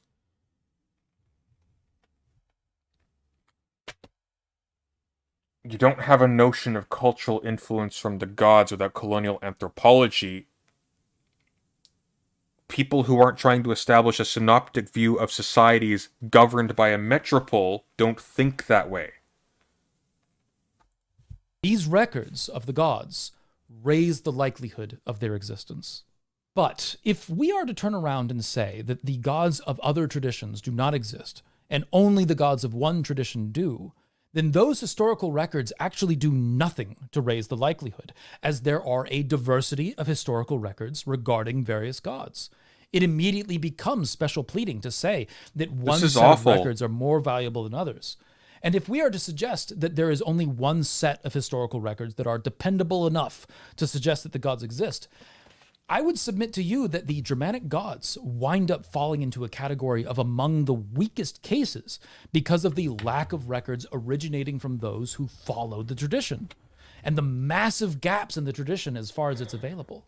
So, a Germanic polytheist has to hold that the records of other cultures also raise the likelihood of their gods, if only because in many cases those records are more detailed and contextually closer to the experiences and practitioners referenced within them. So, trying to hold that only the Germanic gods exist... They're more detailed, that doesn't follow at all. Again, like, the only basis for believing these things is that you set your own standards for your own beliefs so ridiculously low that you have to, as a matter of principle, as a matter of consistency, literally admit anything. This is dumb. This is just dumb. Like, we have no reason to believe any of this now. We've let him talk now for like over 40 minutes. There's nothing here. And that no others do, and then trying to back that historically would not only... Come on, literally anybody who can defend this better. Please come on, I want to do this fairly. I can't do it fairly for me if I'm basing it off of this presentation, because this presentation is damnably naive. He does not know what he's talking about. I'm sorry, that's just a fact at this point. He does not know what he's talking about. This is like, he's put a lot of effort into the costume, into the presentation, into the lighting. He has not done anything towards making this account, well, first of all, making it an account at all, but making this a credible argument for belief in the gods, quote unquote, or belief in a particular pantheon, or believing in multiple pantheons, or literally anything that he's posited here, or has implied could be posited as a viable belief or something. There's literally nothing here. Again, invitation open to all pagans who want to do this better. I will bring you in forthwith. I will let you talk with you will have way more space than me to talk. I will just let you go off, okay? Tell me how stupid I am, I don't care. Just explain it better.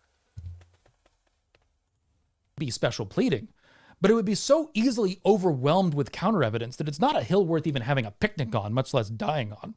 Looping that historical argument back in with the experiential argument, holding that only the deities within a single tradition exist and that no others do, would fly in the face of historical evidence. I think a bookshelf check is in order. I can't see any of these things. It's too blurry. All I know is there are some Penguin volumes in the middle shelf. I've brought up the Roman image of Isis before on this channel, and that Isis was worshipped as a Roman deity in modern-day Britain.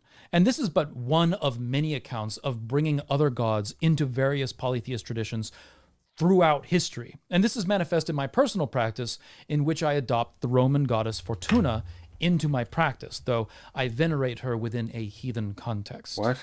Now, let's talk...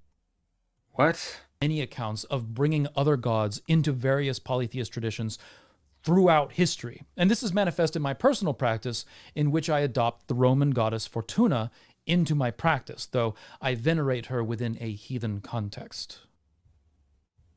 What do you mean you venerate her within a heathen context? Fortuna's not Christian. The notion of the heathen is entirely parasitic upon the notion of the Christian. We don't have a distinction between the heathen and the non-heathen without it.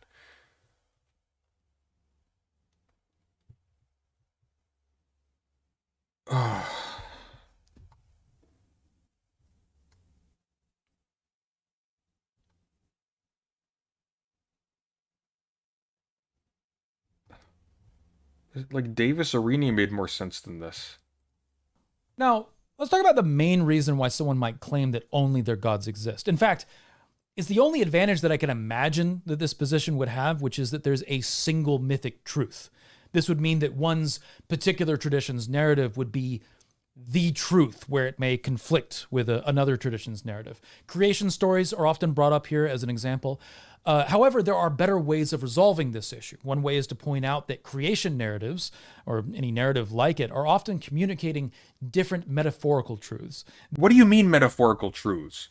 According to what tradition of metaphor? What are you talking about? You have to have like a precedent set for doing this metaphorically in the first place for that move to even make any sense. They weren't writing Genesis for like an enlightened literati to read over in coffee shops and talk about, oh yes, this is a wonderful simile for the eternal struggle of man against nature. Like, what are you talking about? No, they meant it literally because they could do no other. Like, you need a sophisticated literary tradition to have metaphor, to have all these different things in the first place. It makes no sense to just assume because you can make it fit with a modern worldview better by thinking about it metaphorically, that the original authors were thinking metaphorically at all. You are recreating, you're not even recreating, you're just inventing something that has no connection except for the barest surface resemblance to the thing that actually existed back then. They meant it literally. The Genesis story, that is very likely a very strong polemic, a self-conscious polemic against the existence of other gods or of other beings or whatever, because they spoke in pluralistic language, by the way, in the Old Testament originally, before it was sort of, flattened over time.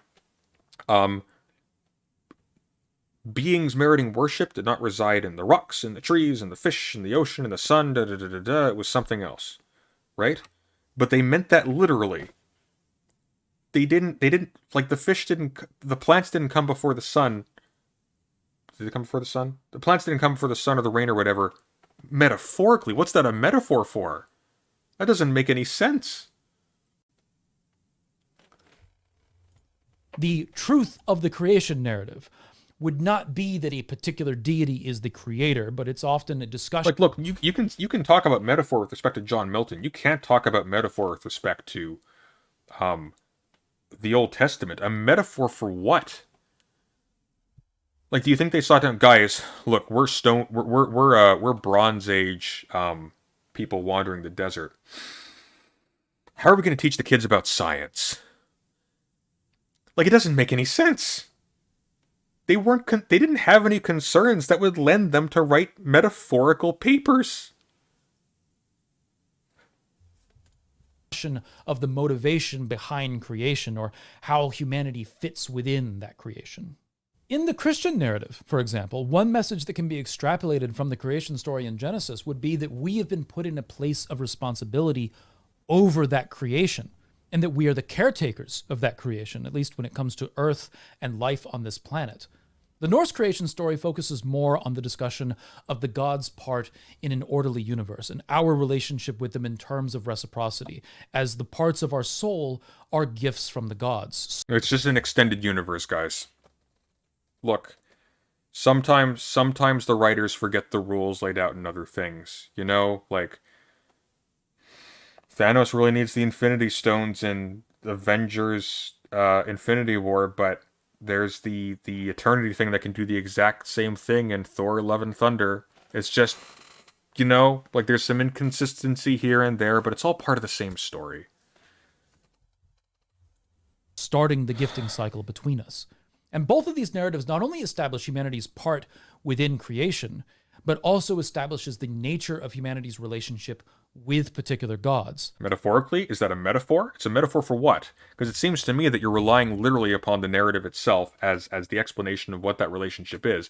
It's not explaining something else in a more relatable manner. Like, that's the meta part of metaphor, right? Like, it needs to be outside of itself in some way. You're not just reiterating the statement that was made in the initial thing and then deciding that part that doesn't jive with what we actually do know, because all of a sudden standards matter, right? That's why we're saying metaphor. The part that doesn't jive with what we do know, well, that's just like literary gobbledygook. Both of these narratives, while wildly different, contain valuable observations within the context of their Present Sunday, what is your supernatural lore? There is only Zool, Cthulhu Phaton. Specific traditions. Another point is that the truth of the matter regarding creation doesn't actually theologically matter, really.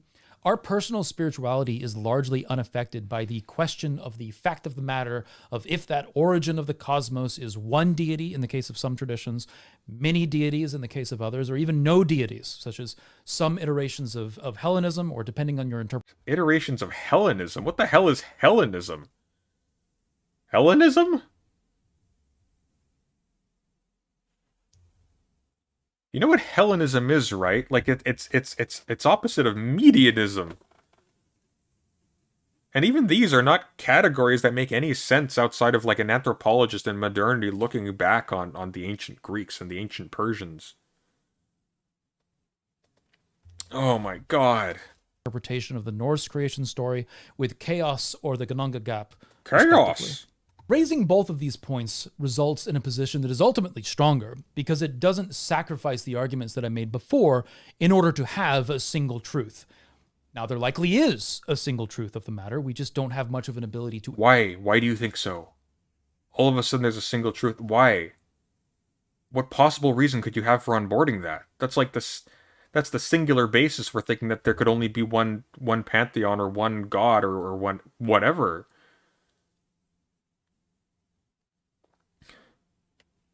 Why are you just assuming that? Access it in terms of what aspects, if any, of the divine were involved in the creation of the universe.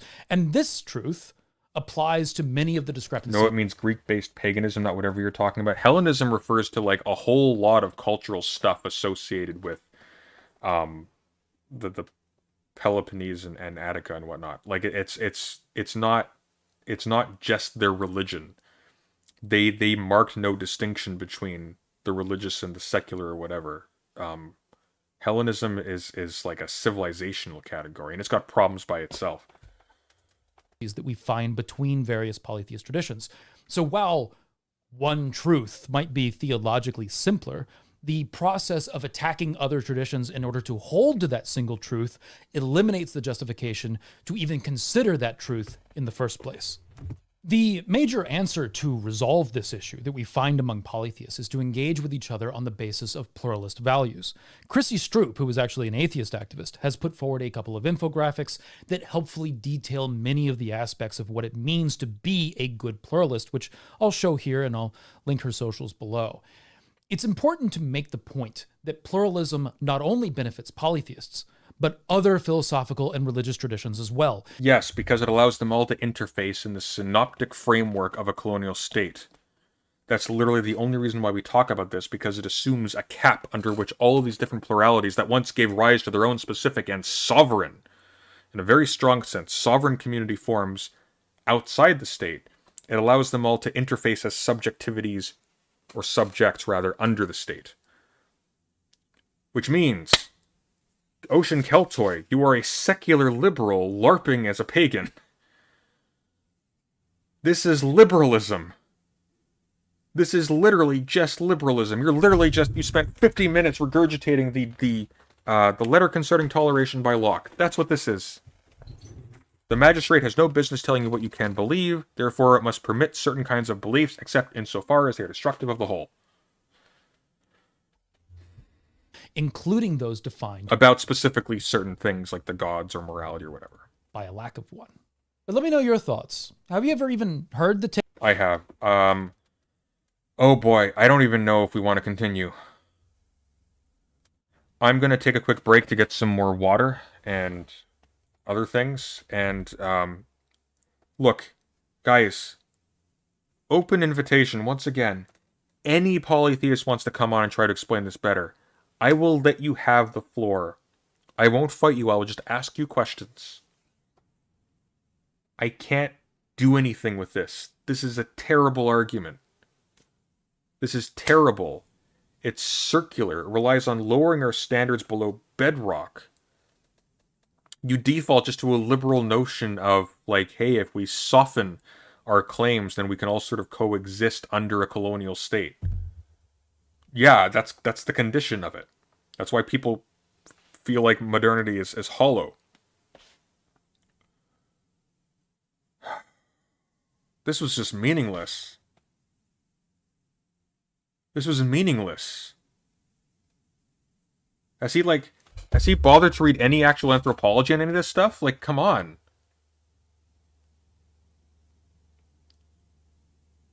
Oh, man. Okay, I'll be right back. Look, my DMs are open. My DMs are open on, I think they're open on Twitter still. They should be open on Discord. You can even message me in the chat. People will forward it to me. If there are any polytheists who want to defend this better or who think they can, you are welcome on. Final call. I'll be right back.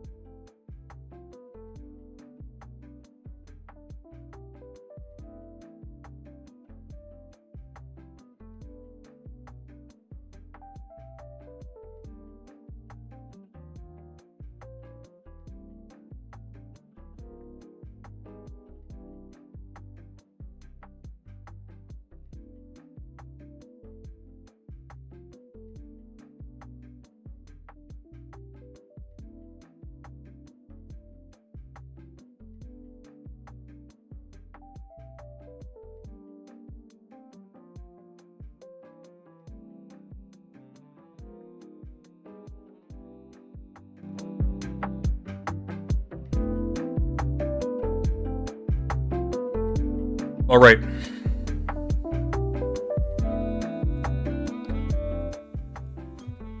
Moment of truth, guys. Is there anyone who wants to defend this, or is this truly just a boutique religion for neoliberals?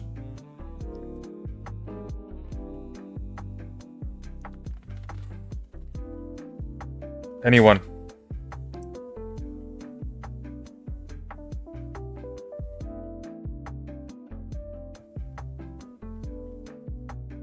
Anyone at all?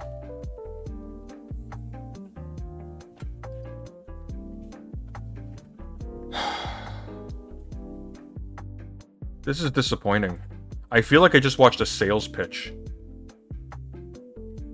Like, there was no argument given here. For anything. It was let me lower your standards, let me tell you why, hey, it's okay to have no reasons to believe this thing that I happen to be selling to you, by the way. And, secondly, hey, I'm selling to a wide variety of people with a wide variety of unjustified beliefs. Here's why you should all get along. And by the way, become patrons of my channel. I feel like I've been conned. I thought this guy was serious, but there's nothing here. And the fact that this guy will seek out a conversation with Vosh, but on the basis of a disparagement with an actual, like, pseudoscientist, like, erudite, will then refuse, like, somebody who's earnestly trying to engage with his stuff? Give me a break. This is a joke. This is an actual joke. He has no idea what he's talking about.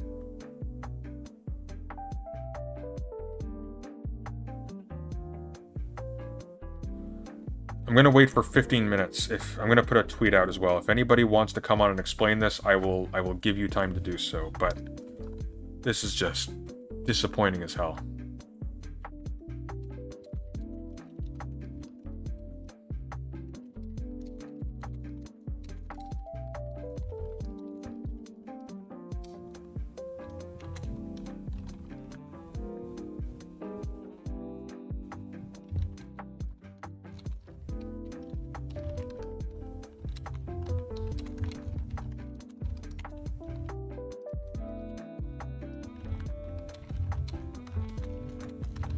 If any polytheists want to come on and defend Ocean Keltoi's counter polytheism, it's not looking good. I invite you to have the floor for however long you need.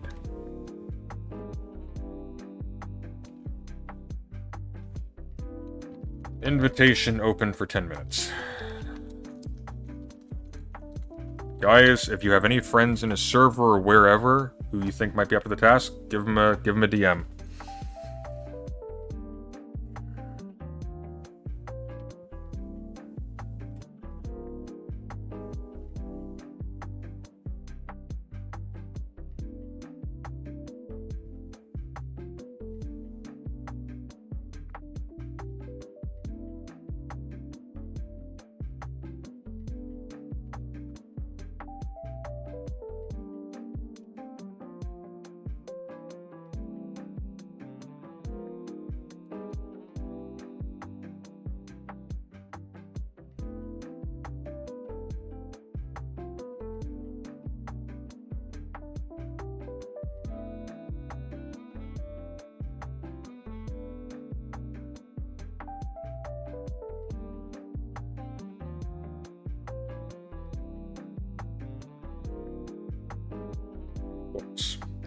So I referenced several books in tonight's stream.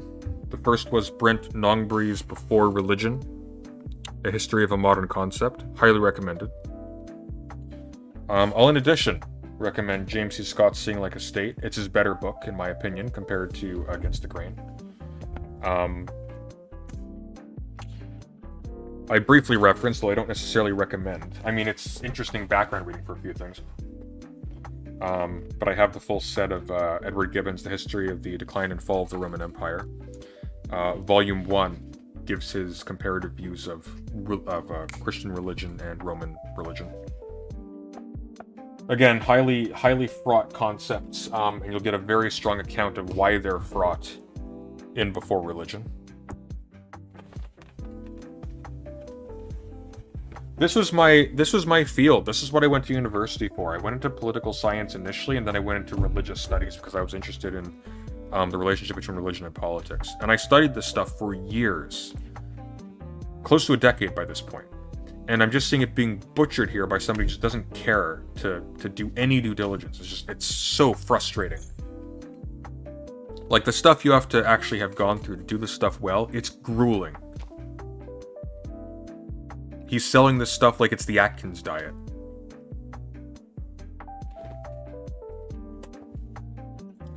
Sunday, do you still recommend Fustel de Coulanges as the ancient city? I very much do, with caveats that Fustel de Coulanges is very much guilty of the flattening together of Roman and Greek structures. What he would call religion, but structures. There are more recent correctives to that I would also recommend in addition, because the religious things that he studies are actually the constituent parts of politics later on. In particular, The Greek Discovery of Politics by Christian Meyer is very hard to find, but it's a must-read. Here, The Greek Discovery of Politics, Christian Meyer. You can find copies of it on LibGen. Most of these things you can. And I'm all about I'm all about stealing academic materials from the internet. Go wild. In addition, very dry reading, but very useful. Mogens Hermann Hansen's The Athenian Democracy in the Age of Demosthenes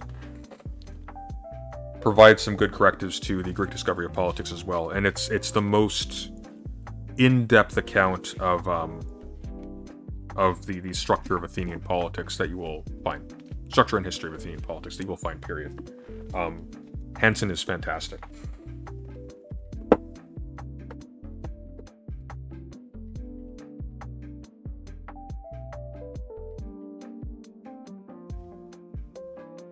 In fairness, Gibbon's rise and fall is utterly ridiculous in some of his conclusions. I agree. That's the point I made.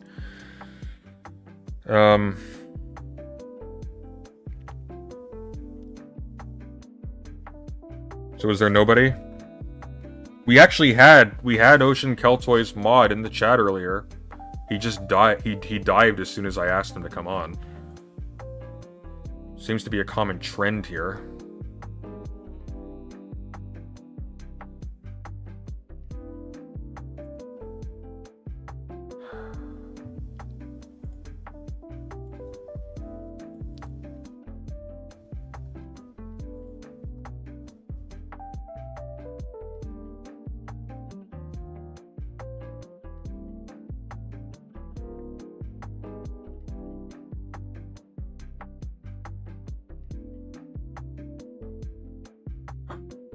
I'm seeing nothing.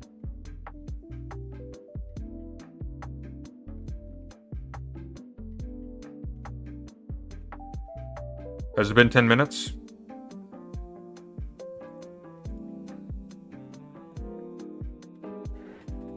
Literally anyone.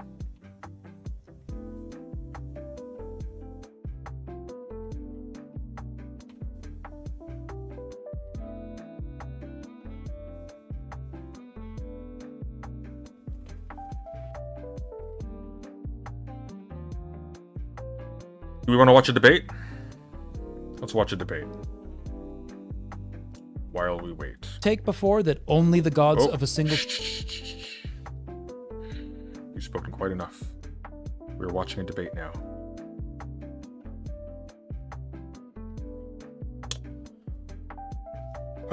Ocean Keltoi debate.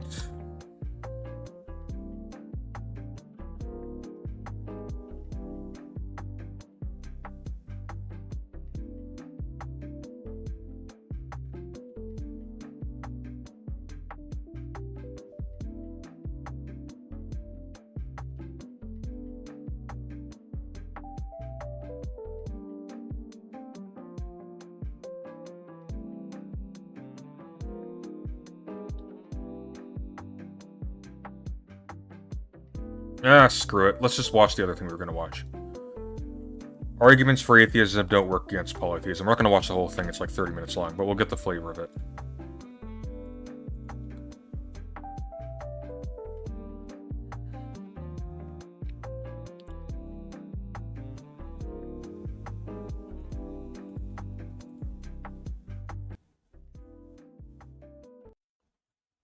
I'm going to regret this.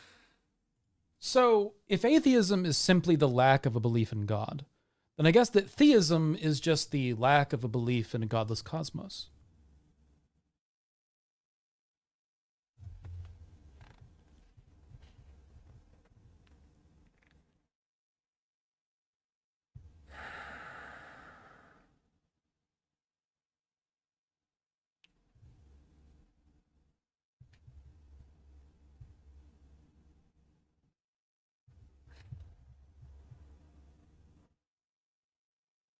This is like, I know you are, but what am I territory. Like, I don't believe you had an actual experience with an actual thing called Thor. Yeah, well, I don't believe that I didn't have an actual experience with an actual thing called Thor, so there. What kind of retort is that?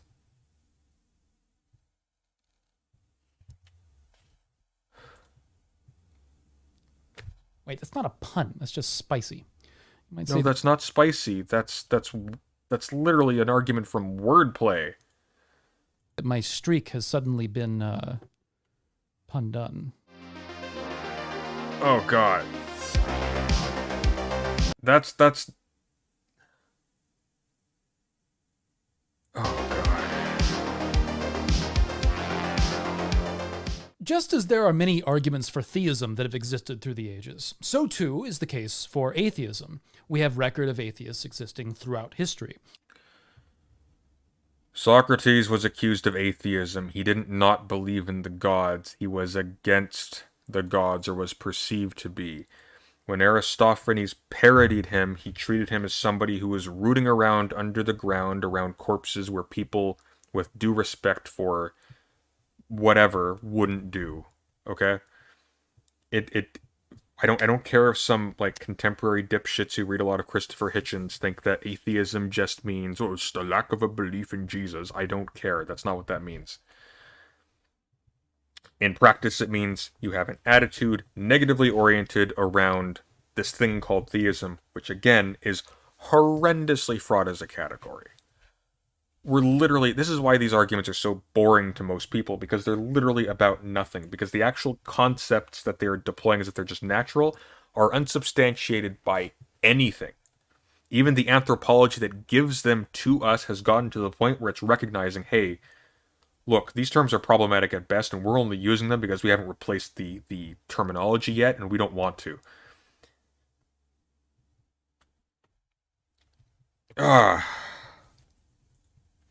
And I've discussed on this channel a few incidences of atheists in history, namely the Viking Age and in the Roman Empire.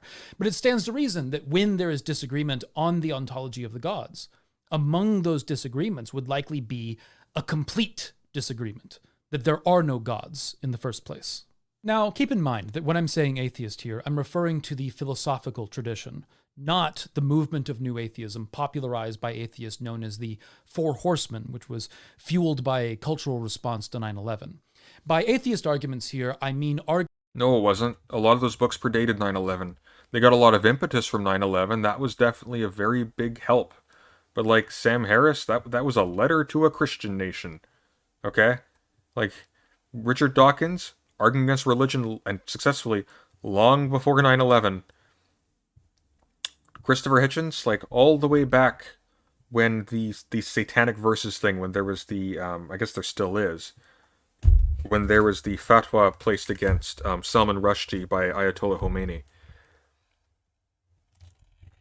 Terrible book, by the way, the Satanic Verses. I mean, terrible thing what was done to Salman Rushdie as a result of that, but the book was awful. arguments that God or gods do not exist.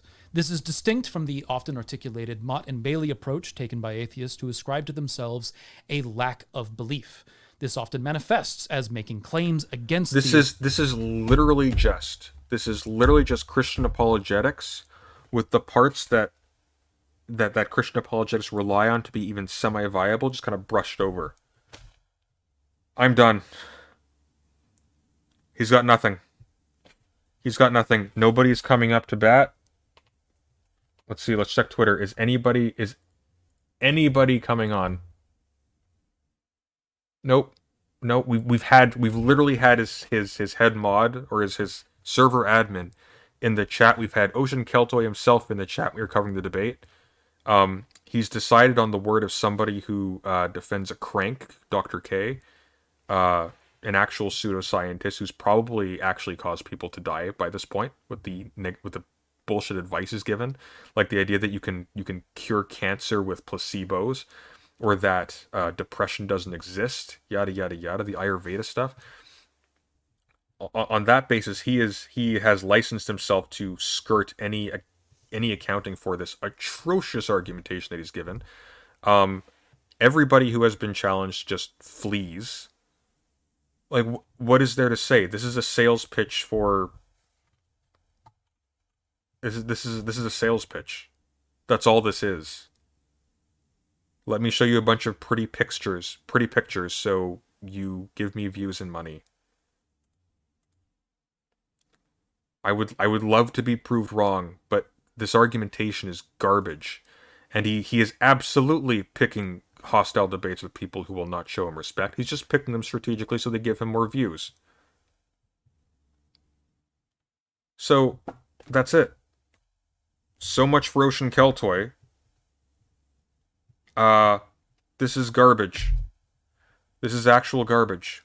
Which is a shame, because I like people with strange ideas about things, and I like people who approach things with different, like, angles of analysis. That's what makes anthropology and political science interesting, is escaping from these frameworks so you can actually see new ways of thinking about things. But we're not getting that here. We're just seeing exactly the thing we're trying to escape from, fetishized and then painted over so it looks like it's the actual diversity of the world, when in fact what it really is quite literally the colonial apparatus that flattens everything into the same common category so it's digestible to a state form that doesn't give a shit about any of them except for what it can extract from them, and turning it into a toy for depressed people to LARP as. That's what this is, and it's goddamn depressing.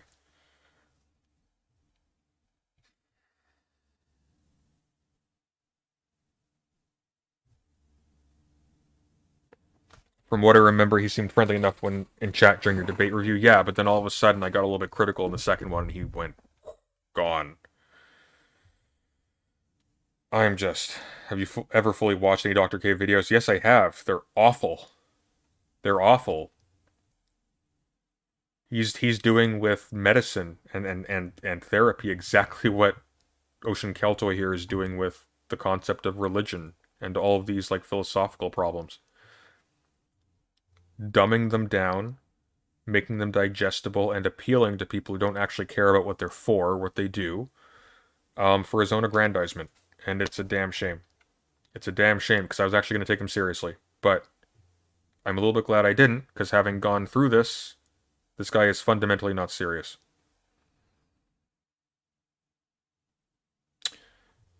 Good night, everyone. So much for Ocean Keltoi.